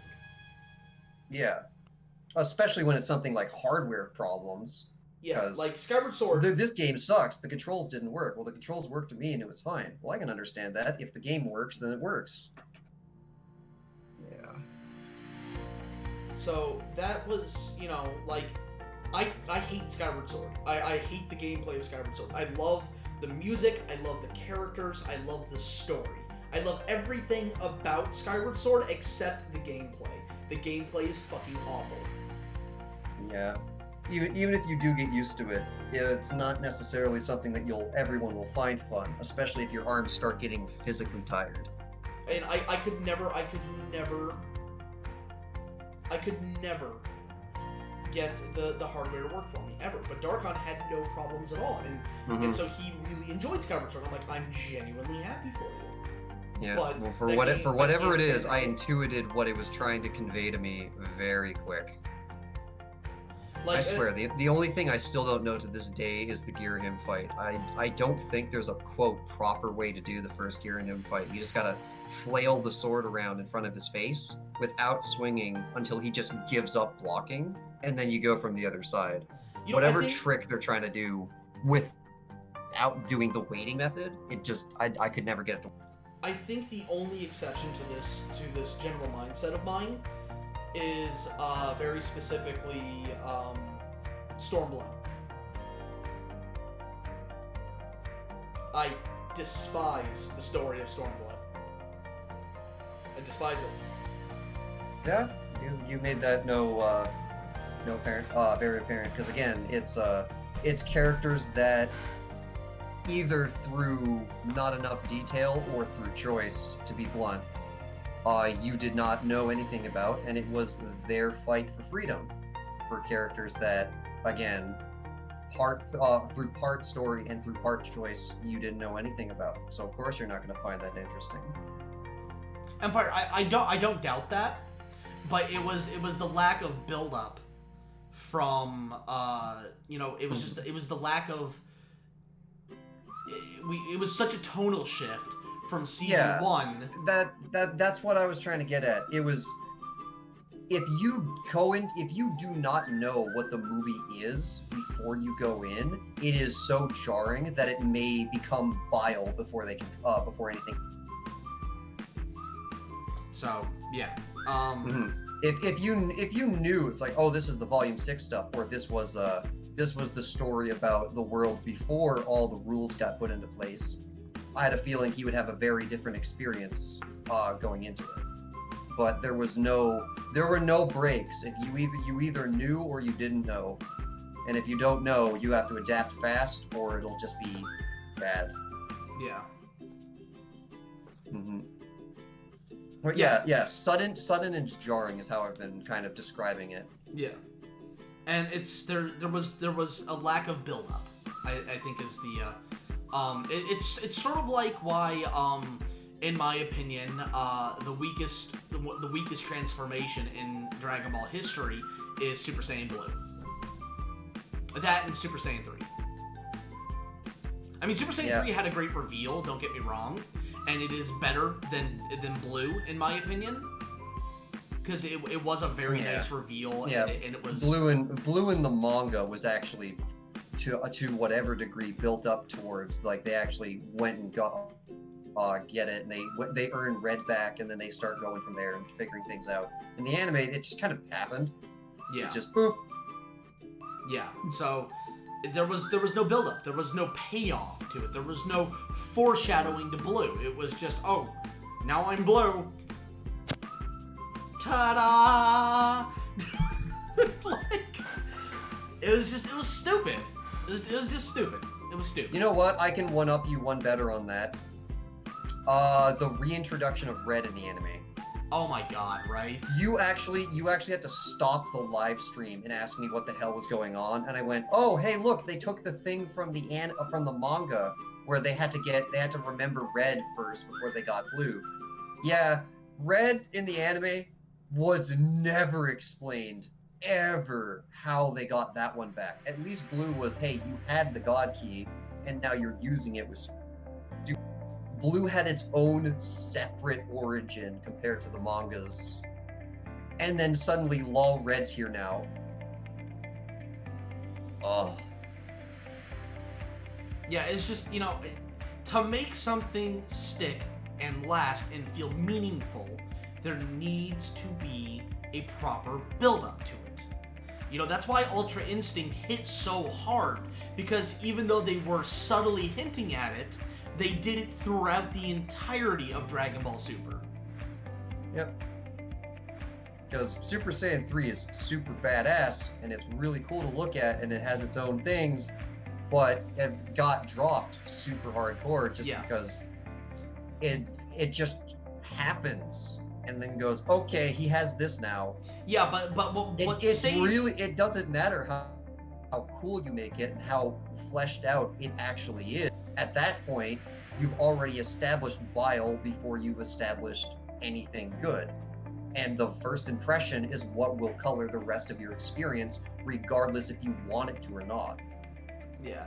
Regardless, though, one of the things that that makes it better than Blue, in my opinion, was that it had something. It had something. It had an something. Entire episode of tension. He's gonna do the new thing. What? There's a new thing? Huh? And you get a whole. What would that make him? Double ascended? You get a whole half an episode on. What do you mean? There's a new thing? Yeah, no, I fucking. It's like hold up. He must be bluffing. What would that make him? Double ascended? Yeah. It's fast, but they talk about it in real terms, and it takes half the damn episode for him to really turn it on the first time. So yeah, it's just it's all about that build up, or even like super tiny subtle hints throughout, and then like a big reveal, and then then people will go back and be like, oh, it has that aha moment. That's what really makes something stand out, at least in my opinion. Well, the fundamental thing behind build-up is that build-up makes things not jarring. build-up is not the right term for what you're describing for No Game No Life, it's a same different scenario. Yeah. If something jars you, it will be bad even if it's not bad. Yeah, So that's why Instinct... I've been very careful when writing with Czech. There are things that happen in Czech that happen beforehand, and I've been constantly going back and forth. When is the right time to actually go into it in detail? Because if I shove you into it, then everyone's going to do the exact same thing. Go back to the current events. Where did this come from? It can't be jarring, or otherwise people will not care, regardless of the quality. Hey, Miki, can we make his hair a little lighter? You know, a little more blonde. Okay, cool. Just wanted to make sure. Awesome. All right, cool. Yellow's hard to see on my screen. Fair enough. But yeah, no, Ultra Instinct had great build-up. You know, it was subtly hinted at through the entire series, and we had that great payoff. And truth be told, I think the quote-unquote imperfect Ultra Instinct is the superior of the two. Design-wise, or what do you mean? Design-wise. I'm sorry. Yeah. A really fancy-looking Goku. Well, I liked it more because it didn't come across as a transformation. It was a state of being. Because it wasn't supposed to be. I don't know what... Like, the only reason it became a transformation style thing is because marketing and selling toys and whatnot. I know, but it was so much better because... I do like Ultra Instinct as a way back to form on the martial arts standpoint. Exactly, of yes. Dragon Ball. Yeah, it was a very great return to form. You know, and that was fantastic. I think it was... It has dope music, though. Yes. It absolutely does, yes. I'll tell you one thing, though, man. Fucking, they did my boy Boo dirty. Mm-hmm. But you know the funny thing is, see, that's another point of subtle build-up.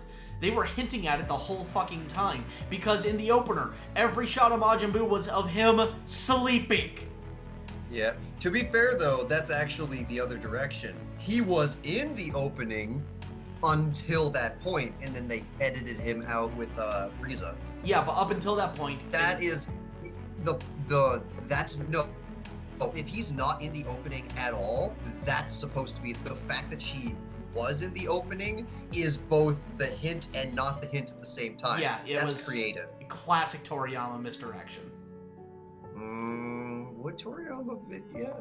No, that's classic misdirection. It's classic Toriyama, but it's also kind of like classic Toriyama, I guess someone vetoed his thing again. Yeah. I don't know. It was... They did him dirty. I really wish that they wouldn't have done it that way.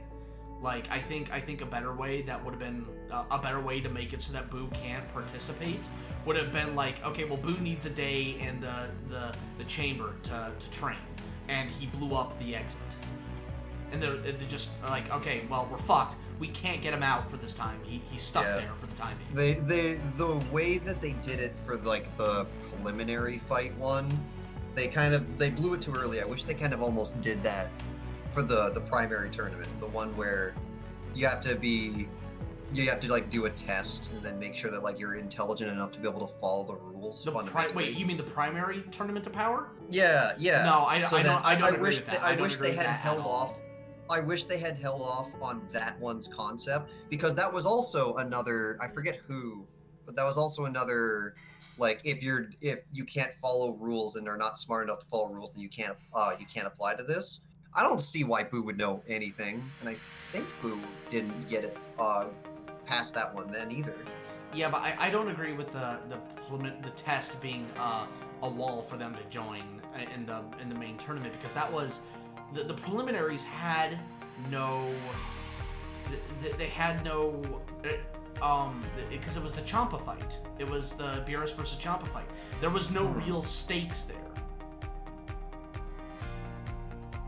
There were no real stakes. Okay.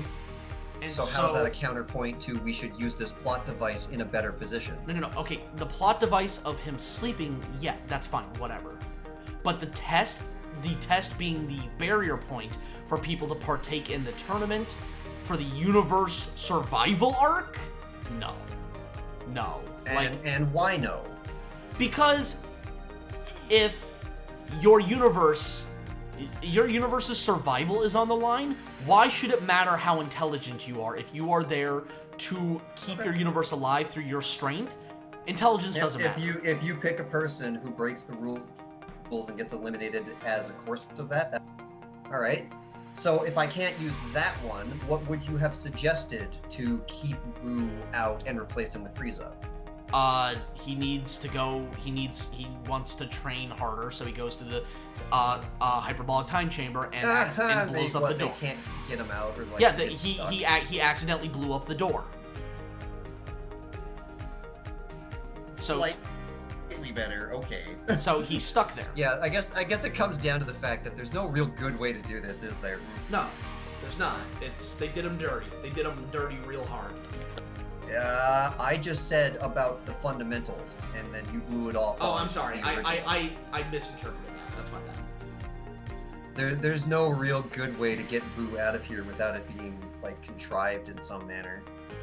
Yeah, the other thing that I don't understand. Alternatively, maybe something similar to what they were gonna do against Frieza. Maybe the first target they do something against is Boo.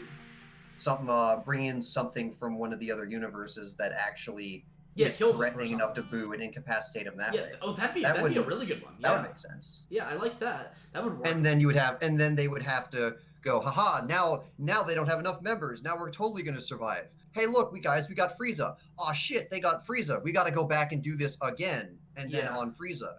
Yeah, but then Frieza's ready for him. That would work. That would have been, no, I agree. That would have been the best way to handle that.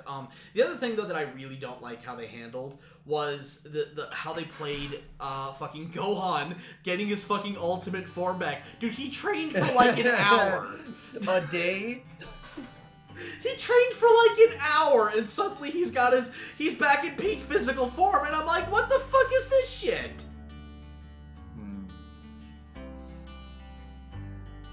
Like, I'm just like, guys, come on. Like, I get it, it's the Goku show. But you can't keep doing Gohan dirty like this, guys. It's such an injustice. Come on.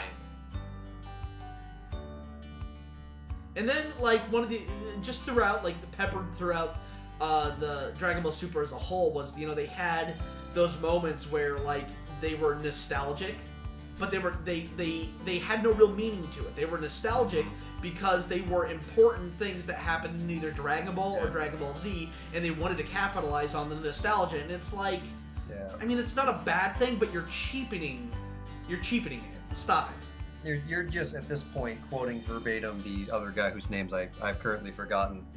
There was one I did like, the one where it was Gohan in front of Piccolo. That was a nice full circle. But that worked. That was a good full circle because it's a different context and it's a different outcome. It just so happened by coincidence that the situation came up to be it, but it gives Piccolo inspiration on cute. It's not a sacrifice move because he's blocking it, he's going to counter, but it's a cute. It was not trying to be more than, hey, look, this happened in the past. Isn't that cute? Yes, that is cute. And Piccolo's now motivated, and then you move on. Yeah, no. It was nice because it was a coming full circle moment for Gohan. That worked.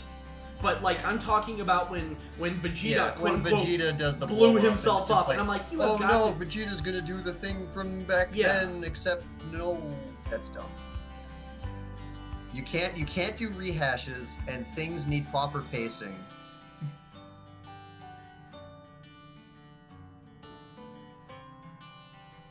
But yeah, no, that's Wait, what's going on? I don't know. But, whoa. Just got kind of dizzy there for a moment. Head's kind of swimming. Oof. Well, yeah, because you and I just kind of went off on a writer's rant. Yeah. Oh, man. My head's actually kind of swimming. Holy shit. To be fair, actually, a lot of stuff like that is how we do pacing specifically for Check. We'll find something that was either good pacing and try to iron out specifically why it was good, or we'll find something that had very bad pacing or something that was very jarring, and then try to narrow down very specifically what was and why was it jarring. And then we use that to, and then we just like remember that, note that down, and then use that in our own writing. Wow, goddamn, Miki, that turned out really good. Like, I looked away for like a second, and then it got the blonde that I was thinking of. I don't even know how you did that. She had the base coat, and then she threw like a lighter thing over the whole thing with some transparent. No. No? No. Ooh, then I don't know. So there's something that you guys can't see, I don't think, on the stream because it doesn't share the screen since it's a separate pop-up. But can you see the filter tab here? Yep. So you have these two different options of hue and saturation, and then brightness and contrast. So In that case, the filter tab for me didn't show up. Okay. Oh, remember to save. It doesn't show up for anybody except for me because it's a separate window. But anyways, so I upped the saturation on it just a little bit, and then I used the brightness contrast tool, and I upped the brightness, and deepened the color so that it wouldn't look like so washed out when I upped the brightness. That's what I did. So I knew I was already working in the wrong shade for his hair, but it was just this color staring at it for 25 minutes is bright. It bright and it hurt my eyes. So what I got from that is it's magic. It's magic.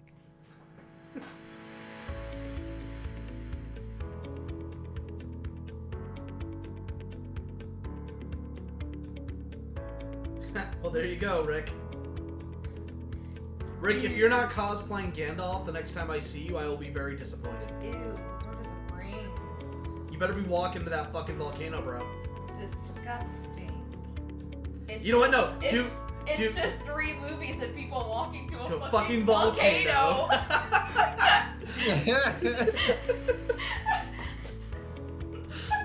Here's the first movie, just walking. Here's the second movie, still walking. Here's the third movie, walk to the volcano, throw the ring in, shrug, then walk home. Oh god, I love Clerks 2 is so I love great. Clerks 2 so much. Fucking Randolph. Randolph? Randall? Sorry. Are you okay? Do you need sleep? Do you need to go to Yo, he just talked himself into being dizzy. Yeah. Well, when's the last time you ate? When I got home. That was like hours ago. 6 or 7 hours ago, yeah. You probably need to eat again. But the stream. Make a pizza. It's too late to make a pizza. No, it's not. Are you fucking kidding me? Yeah, no, It's never too late. It's too late. It's never too late. How about I make it for you? No, don't do that. I'm gonna. No, please don't. You.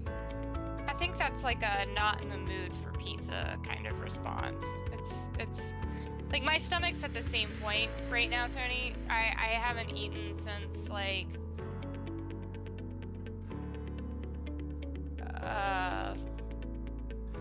what is it for lunch We don't today? have Tim Tams here. You haven't eaten What's since the lunch. It's an Australian thing.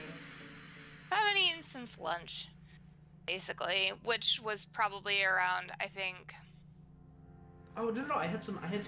Oh no, not Okay, Tim those Tams. are 2 apples. What did I No. eat today?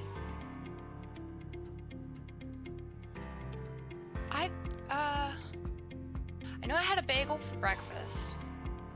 Oh, I had a ramen cup. That's what it was. See, that's what I had for lunch with ramen cups with some soy sauce. It's amazing. Yeah? Oh my god! Stop leaning on the damn volume thing, Mickey. Jesus fucking Christ. Okay. Excuse me, Miki, you okay? Yes. Are you sure? I keep leaning, so my headphones have a volume thing on them. Full shot now. and I keep leaning on it against my chair. It keeps turning either the volume way too loud or way too, like, all the way down, and I just need it. I just need it not. I have no idea how to do that gold shot. Probably just, how you set it up. I didn't set it up. Who did? I don't remember. Well, I mean, Richie did say if he wants to change.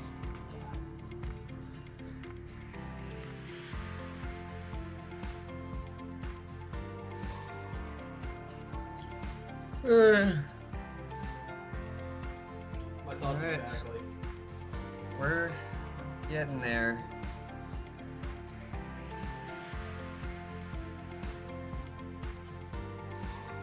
But yeah, we don't have Tim Tams here in the state. What the It's amazing, like, deliciousness from That really doesn't describe. Okay, But so- that's cool and all, but that doesn't explain shit. Yeah, exactly. Okay, well, from what I understand, unless I'm thinking of something else, but I mean, I know Tim Tams are also good because, Is it like a Twinkie? no, it's Oh, I did it something again. that you could actually you chew the bottom from, and if you have like tea or like coffee, you can slurp the coffee through it, and like What? it has like chocolate. It's like chocolate and amazingness. And I've only heard fucking delicious things about it, and I've always wanted to try it. Like,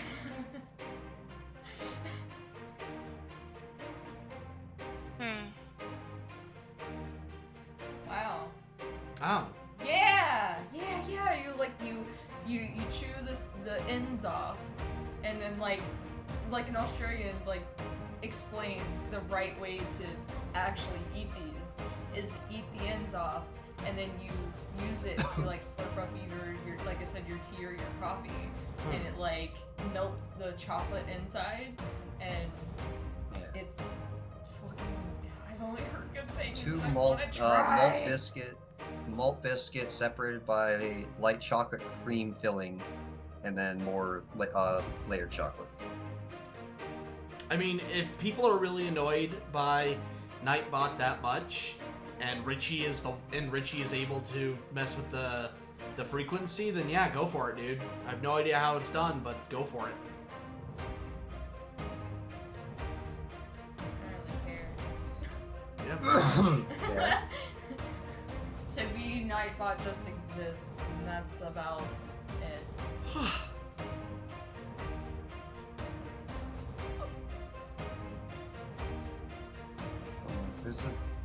Unless it's like a really slow day, there's a big gap. There's a nice enough gap between people talking and then Nightbot stuff usually. Usually, yeah. Alright, so one of the big things, we did not really decide on colors. Oh boy. Oops. We could just use the one that the guy on the left, or the piece on the left, as sort of the I mean, unless We you could, but Oh, the we view in the row is on purpose because it can't. There's a 200 character limit. So when it does it one after another, after it does like 2 or 3, then it shuts up for quite a while. Okay, anyway, go ahead, Miki.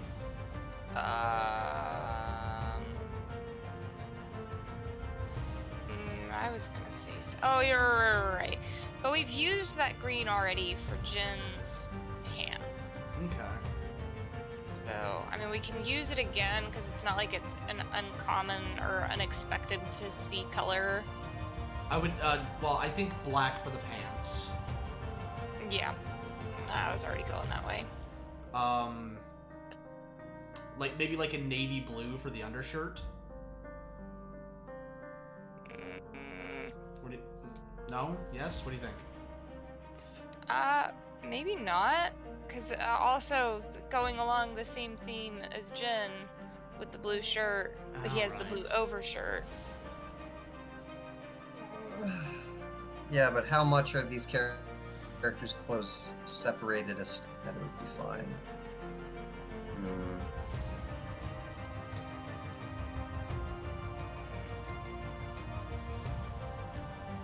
But then the alternative that we have to think about is the fact that Tucker is a sniper, so he's probably going to want to wear clothing which will allow him to blend into whatever landscape he needs to blend into. So the question is that like foresty looking areas? Are we talking grasslands? Urban.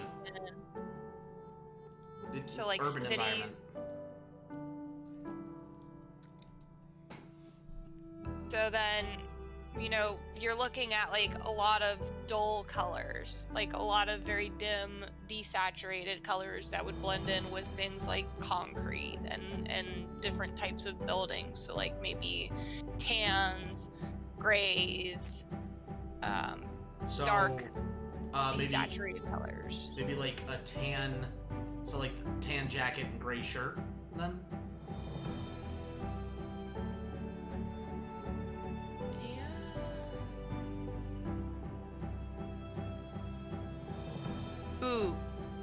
Ooh, how about... Oh, wait, it's not really like a...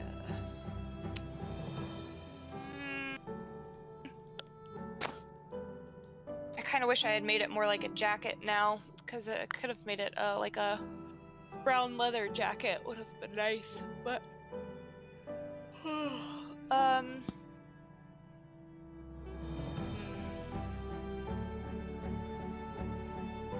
Well, we'll see.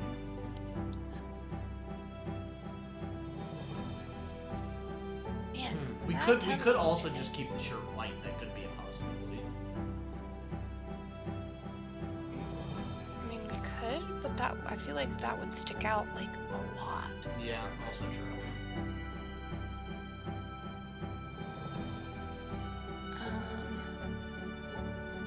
Give me a minute to get to the shirt. We'll decide that. We'll cross that bridge when we get there. Okay.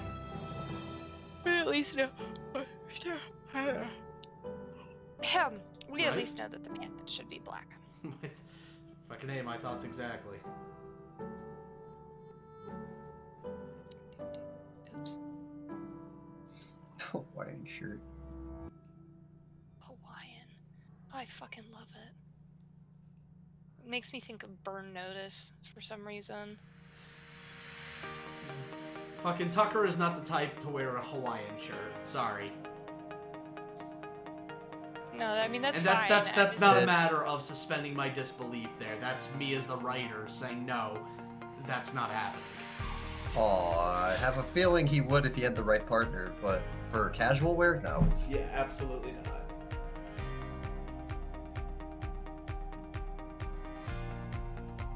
Like, he would wear a Hawaiian shirt ironically. Is that where my gap is? Is that the little spot? Is that the little fucker that keeps making my... Nope. Somewhere else. I have no idea where.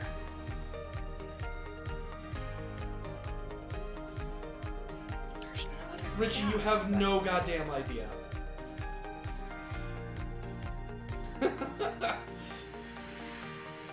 Poor life decisions. Damn, you know a lot about this show already. Because this is more than just concept art, Rick. This is promotional art.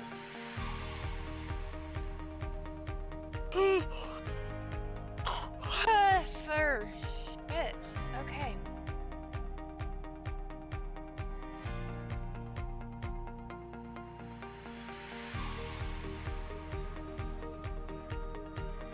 Ugh, this is really slowing shit down.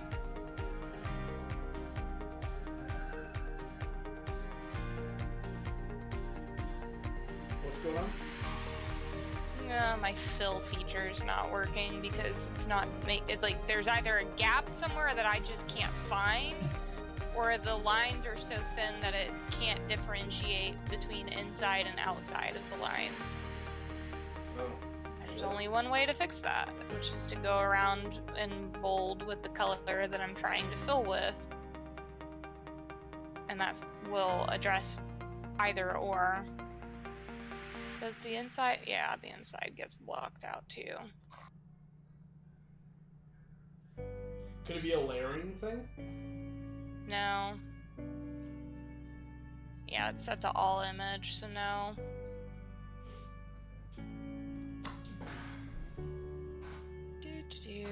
I'm almost done.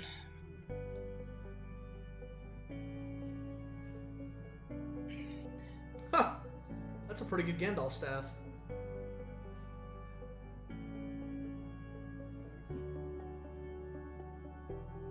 Not bad. Not bad.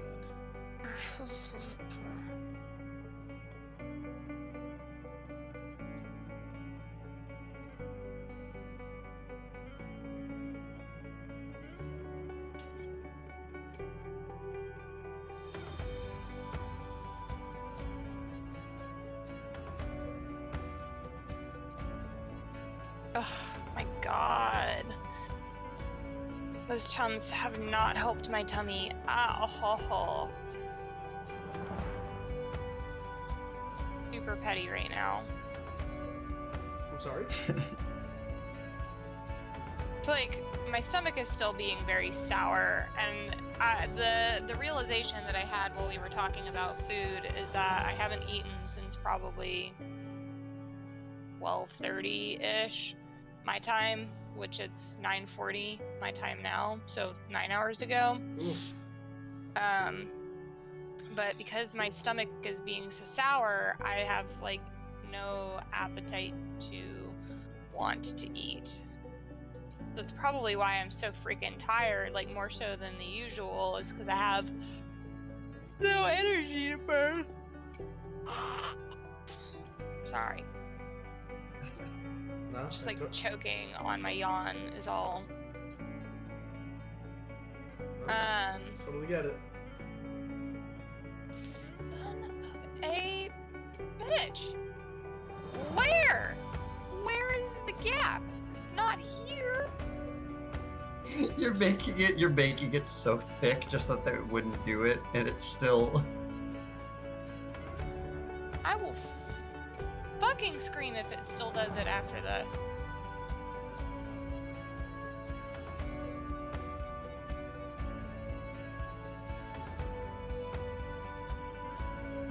I can't believe I'm trying to block in the whole damn thing. Alright, it is completely outlined. Get fucked. Yeah.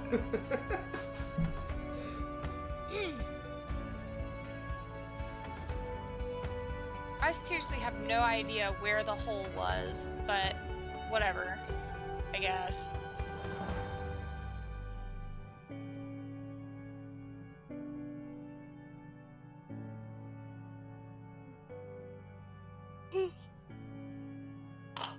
Okay.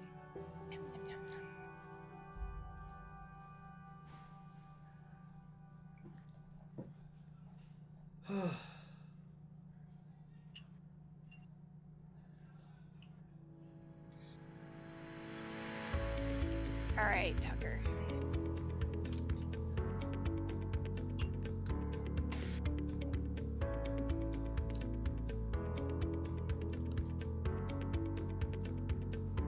Here's how we're gonna play this.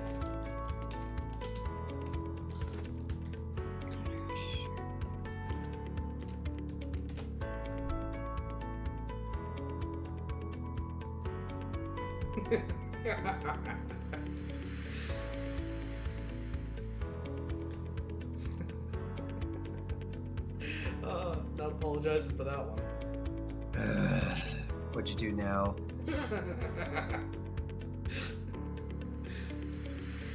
That's one devious laugh. Hold up. Do I have to check the stream? No, it's not in the stream. I'm not showing it on the stream. So I'm setting it in 2 pictures.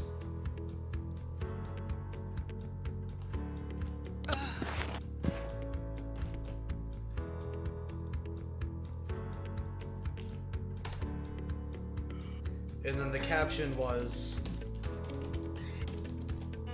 Okay, no, I see it.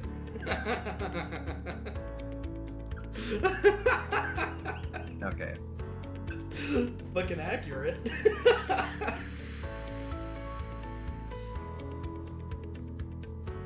Jesus Christ.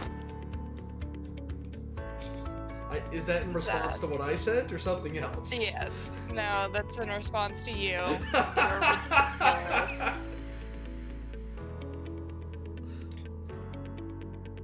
Alright, undershirt. There. Alright, Tucky boy.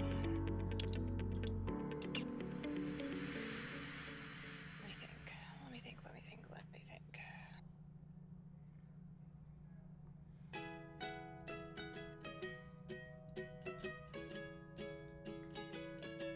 Oh yeah, remember to save.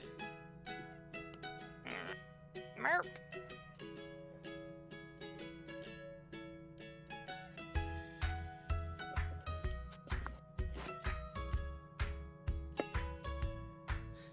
Oh yeah, don't forget his hickey. Oh, I won't. Okay. We're finally verbally talking about it. Yeah, I'll go ahead. Humor you.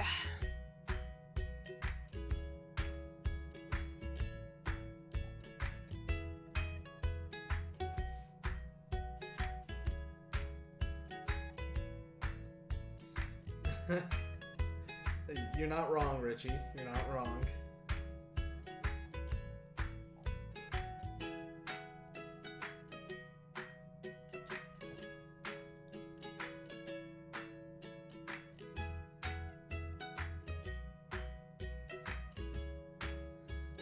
You put lipstick mark there?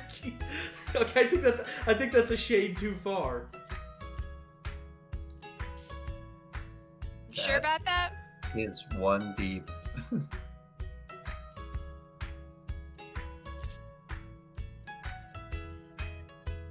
This is the unfortunate part where I have to ask how fresh are they?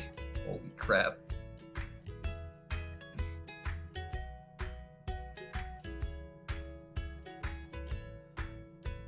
No, needs to be solid.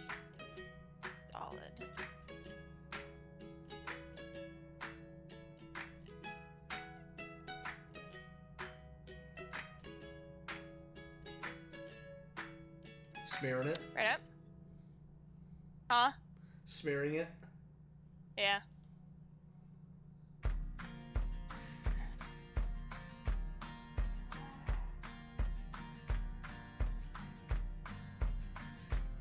There's what I was looking for. Well, Rich, I'd like to tell you, but that would get the stream demonetized. Oh my. You could just send it to him. Discord. Richie asks, "What did someone do to him with a can opener and a bowl of clam chowder? What did they do, Tony?" Whatever he was into, which is a lot. I'm not actually gonna say the rest of that sentence. You know, I almost want to put that in check somewhere. Just him talking about you were into it, the clam chowder, and then she just like slaps him and walks away or something. So, like just a thing that just like adds too many questions. Oh boy.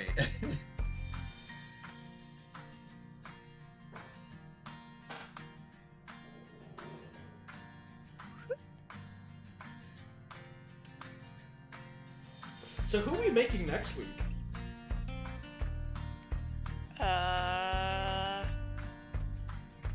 Yeah, I don't know. Let's see. Let me go grab our list. Well, at this point, you seem very certain to be avoiding Haseo and Tetra at all costs for whatever reason. Me? Not you. Oh, okay. I thought the original reason that we got her off of Macro was that we were gonna do the super primary cast Yeah, first, we are. but then that didn't. You said we are. Then where's? Hear me? Yep, I heard you. So we have 3 left to pick from. I would say another guy. So we have Haseo, Volcus, and Tetra left. So, Volcus. Miki, What? Focus. Miki, you get to pick between those three. Haseo, Volcus, or Tetra.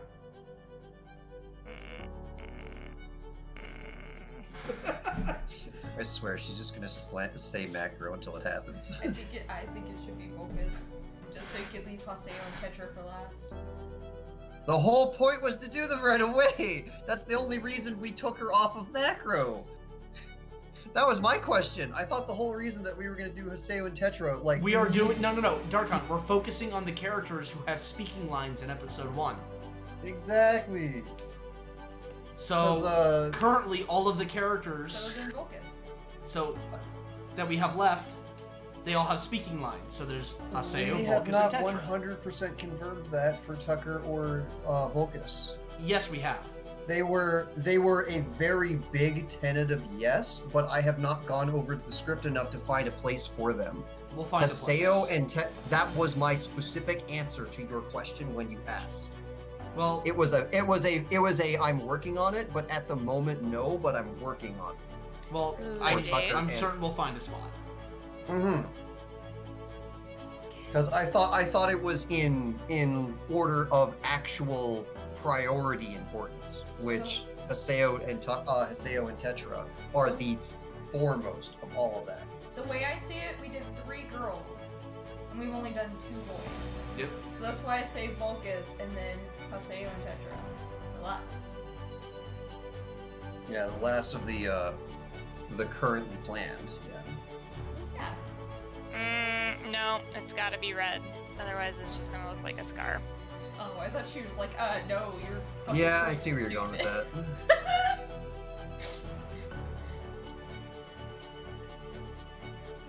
I was gonna try to make it a little bit lighter, maybe a little less noticeable, but it just looks like a scar, so.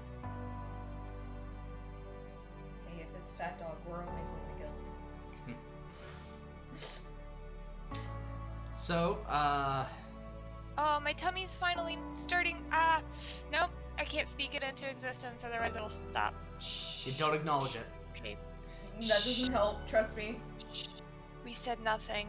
Shh. It doesn't help. It's okay. trust me. It's okay. I started sitting in a weird position, so By the way, did you, Huh? hit. Ah! Oh no! That's stupid. Alright. no, but... It's stupid. Get that shit out of my face. No, but did you see my... Yeah, I see it. Get it out of my face. It's stupid.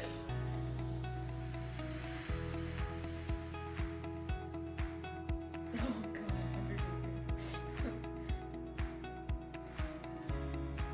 Alright. Here's the motherfucking tea. There, I finished it for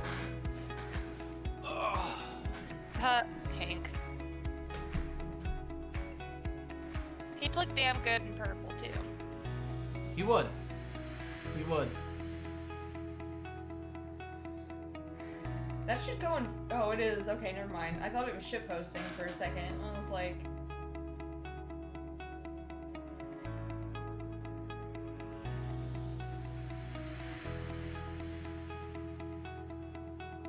Are you just cycling till you find something that fits, or are you waiting for us to say something? I'm cycling. So I'm thinking either that's kind of really dilapidated salmon color, or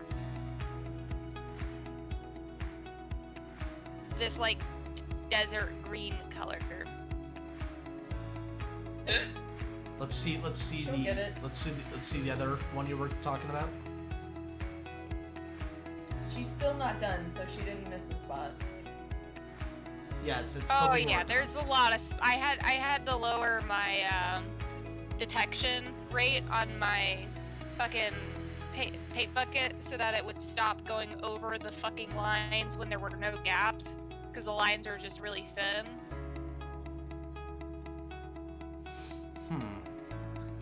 Well, Miki, on this one, I think we'll defer to you on this one, whichever one you think fits best. Heck. I would do kind of like a tanny brown. If that hasn't been done yet.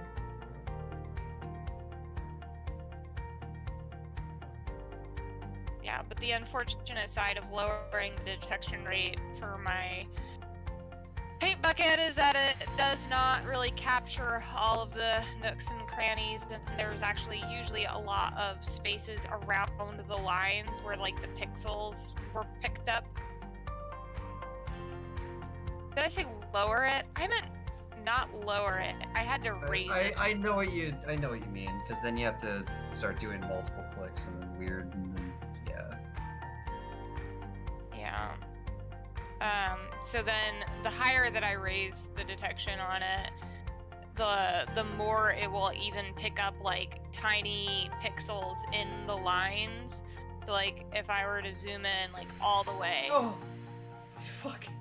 So like this is a good example right here, is that it's picking up all these gray bits, the gray scales that aren't like perfectly black. Stupid.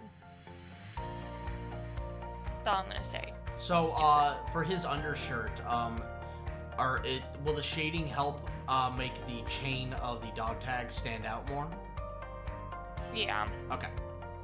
Well, I was gonna say, if you can't decide on a color, depending on what you were gonna make the color of the strap for the gun, I would say like a tanny brown, you know what I mean? Like, I don't have a color name, just like a, like a tannish brown, I'm dumb, don't listen to me. Like a that? Like a little lighter than that, Lighter? Not as I guess, warm. Yeah, like that. What do you think? That does look pretty good, actually. Yeah, I mean, that's pretty close to that salmon-y kind of color. Yeah, I like that. Let's go with that one. Okay.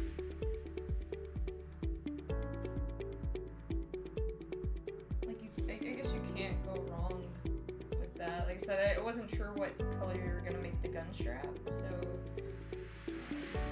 Probably black. Like, it wouldn't be a leather thing. It'd be like a, more like a... I know what you're talking like about, a black combat strap kind of thing. Kind of like a... Well, I mean, I don't know what combat straps are like, but all the only thing I have to kind of generalize that with is, straps on, bags and stuff. Kind of like that. That same material. Yeah, kind of like that. I'm a little depressed to say this, but I think that Tucker might be the first one that we're not going to be able to do all in one go. Oh boy. Oof. I'll Because have it's to- 3 till He's 10. Yeah. an intricate boy. Yeah, we might all have to... It was the gun, wasn't it? You have to find a way to do a recording later and then splice it together. I was just kidding. I was just making a joke. I was going to say, actually, the gun went by fairly fast. I think the problem was that I was having issues with his posture. Just trying to get that laid back, kind of relaxed look, like he's leaning back, but he's not actually leaning back because there's nothing that he's leaning on other than the gun. And positioning his legs. Because I think that's what I ended up redrawing the most. So I mean, and it does go to show that even at my level, nothing always comes perfect. There is definitely still things that on some days it just don't flow like it normally does, and that's totally fine, totally normal. You don't give up. You gotta keep working towards it, and then eventually you're gonna get something that works. Yep. But I didn't want to I'm the kind of person that I just don't want to like half-ass something. So I'd rather take the extra time to get it done right the first time. Yeah.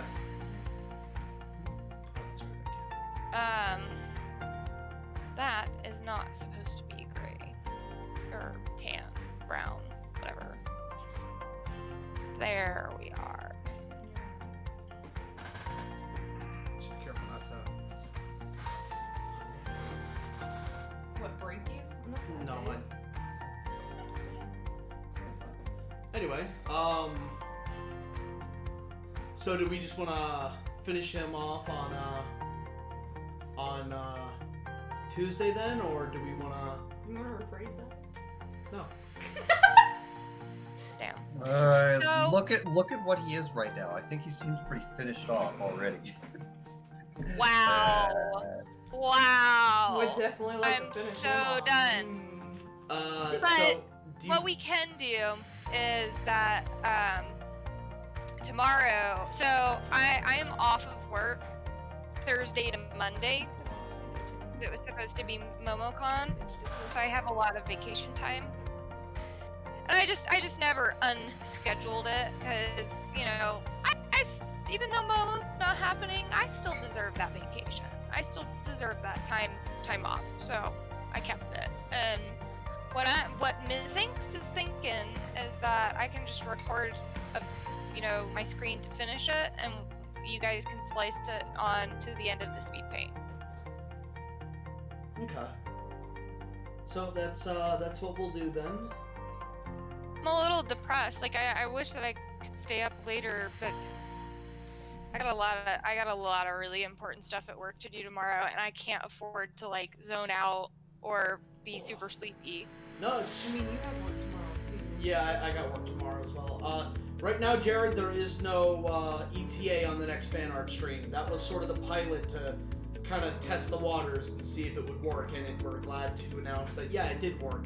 So it's a little ways away for the time being.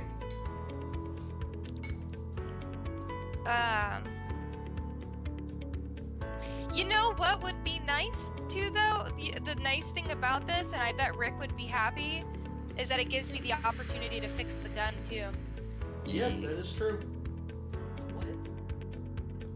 Which The strap's too long or something. You know, the like crazy part about it is that fixing the gun isn't gonna be like, I don't think it'd be, so it would be like, oh man, but then it loses a lot of like the details. I honestly think that it's fine. It maybe needs to just be up a little bit more. You're getting poked with the wrong criticism. Unfortunately, this is the part where the people who are paying you has to make a call. It's fine. It's very anime. It's fine. Yeah, I'm kind of in agreement, honestly. Yeah, if the strap is long enough, that is how it would look. It's Like, just fucking Gurlock. in real life, you wouldn't have a strap that would do it like that. Meh. No, this probably will not continue. This will not be continued live. It will most likely be finished offline, and then you guys can see the full version with the speed paint. Well, I don't know. You guys tell me. Cause that looks. Gone slightly. I think that actually looks better, though. At least at this angle, even though it's still not quite like, I obviously have to fix the other Yeah. side, but realistically. Okay, so speaking, then you can still see natural. it, and then it. All right. Yeah, that's fine. Okay. I mean, truth be told, right now, basically, I'm not opposed to doing another art stream sometime this week, but it would have to be after Richie and I have finished cutting lines for Yes. for a Log Horizon thing. So like we'd have to do it like Sunday or something. when does all of that start? Because again, with me having a lot of vacation time this week, you know, realistically speaking, my availability is gonna be a lot more early day than it usually is. Well, It's gonna be like the whole day, isn't it? no, see, the issue being is we have other people who are streaming during the evening, during the week. Right, so what I'm saying is like earlier in the day, You if there's anything going on early day. Whoop. on Thursday? There's stuff not really going on early day, Other than working. other than us working. Oh, right. Just because I'm on vacation doesn't mean everybody else is. Yeah. Sorry. That's why I was like Thursday and Kind of dumb. There would be a random chance that I would be free, but again, that's random, so that's a little dicey. And I would also have to figure out how to get Anthony set up the way that he has it for the stream, and then we have to do splicing. Excuse me? Excuse me? Oh, Hello? what happened? hello. There we go.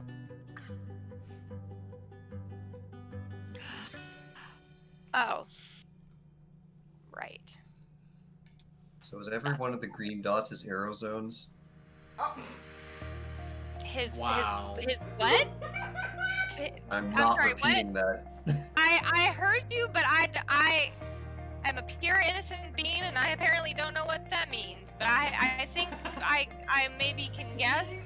You can that probably put it together. I am not explaining that on stream.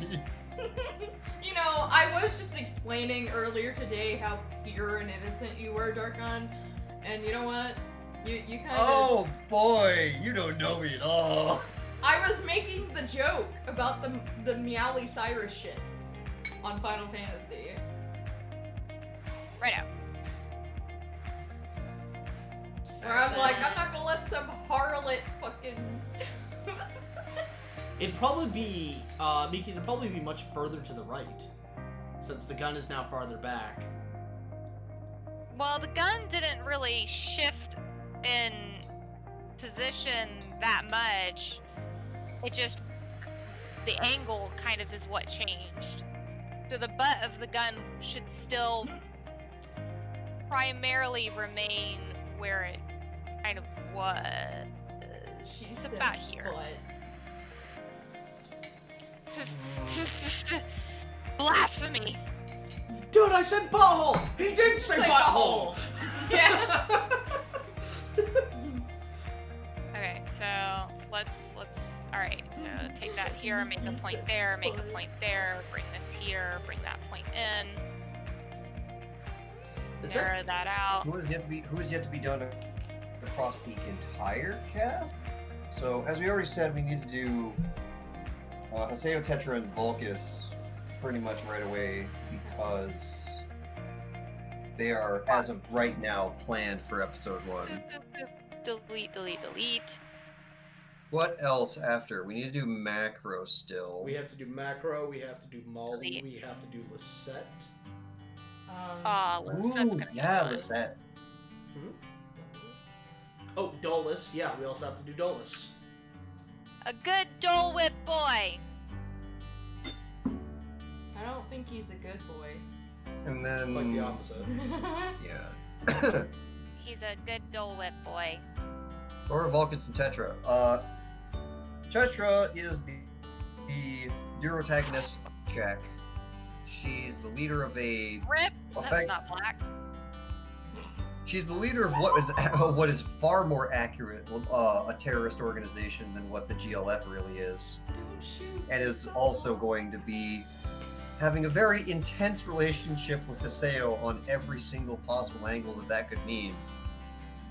Oh boy. Oh my. No, Vulcus does not have Deku's hair. What are you talking about? No. Vulcus is kind of Military Tetra's dude. right hand man, to put it shortly. Vulcus is more of a military dude. Yes, I like this much better. Because now it looks more natural, like his arm is actually resting on the butt of the gun, which would lift the other end of the gun due to the weight that the arm is on. Yeah, The strap is going to be shorter, so it's not going to be Gurren Lagann anime length. Yeah, and then Hopefully. when this gets colored in, the thing where his hand is will be colored in, so it's not so invisible. Yeah. Right, exactly. And then hopefully that.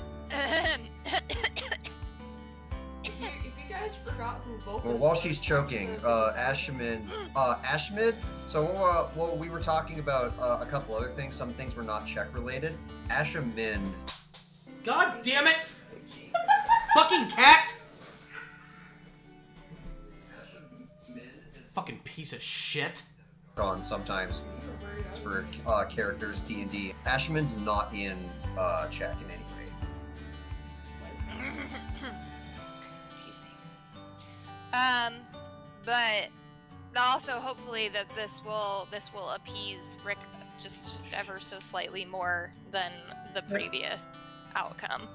That, and I kind of just actually like the angle of it a little more. I Again, will see, yeah, it goes that's what I was back saying. to it goes back to the concept on, yes, he has a sniper rifle. It's important enough that it needs to be, but it's also not so much of a focal point No. that people go, okay, so that's the importance of the gun is as important as it is on screen. He has it, and that's all you need to know. Yeah. But the alternatively, it does, like, it just flows and looks far more natural.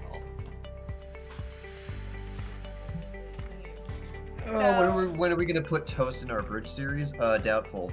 Never. If you want Toast, then you have to get it through check, and if you want check faster, you support us through Patreon. With money, you actually can afford to. Guys, it took a full, 30 seconds from the moment I hit the power button on my PC to being logged in and looking at my desktop. Yep. 30 solid state. seconds. It's not 15. Uh-oh, you need to get a better system. Wow. So so now you understand firsthand what a solid state does. How do you like it? I like it. You are now spoiled and will It- never be able to go back.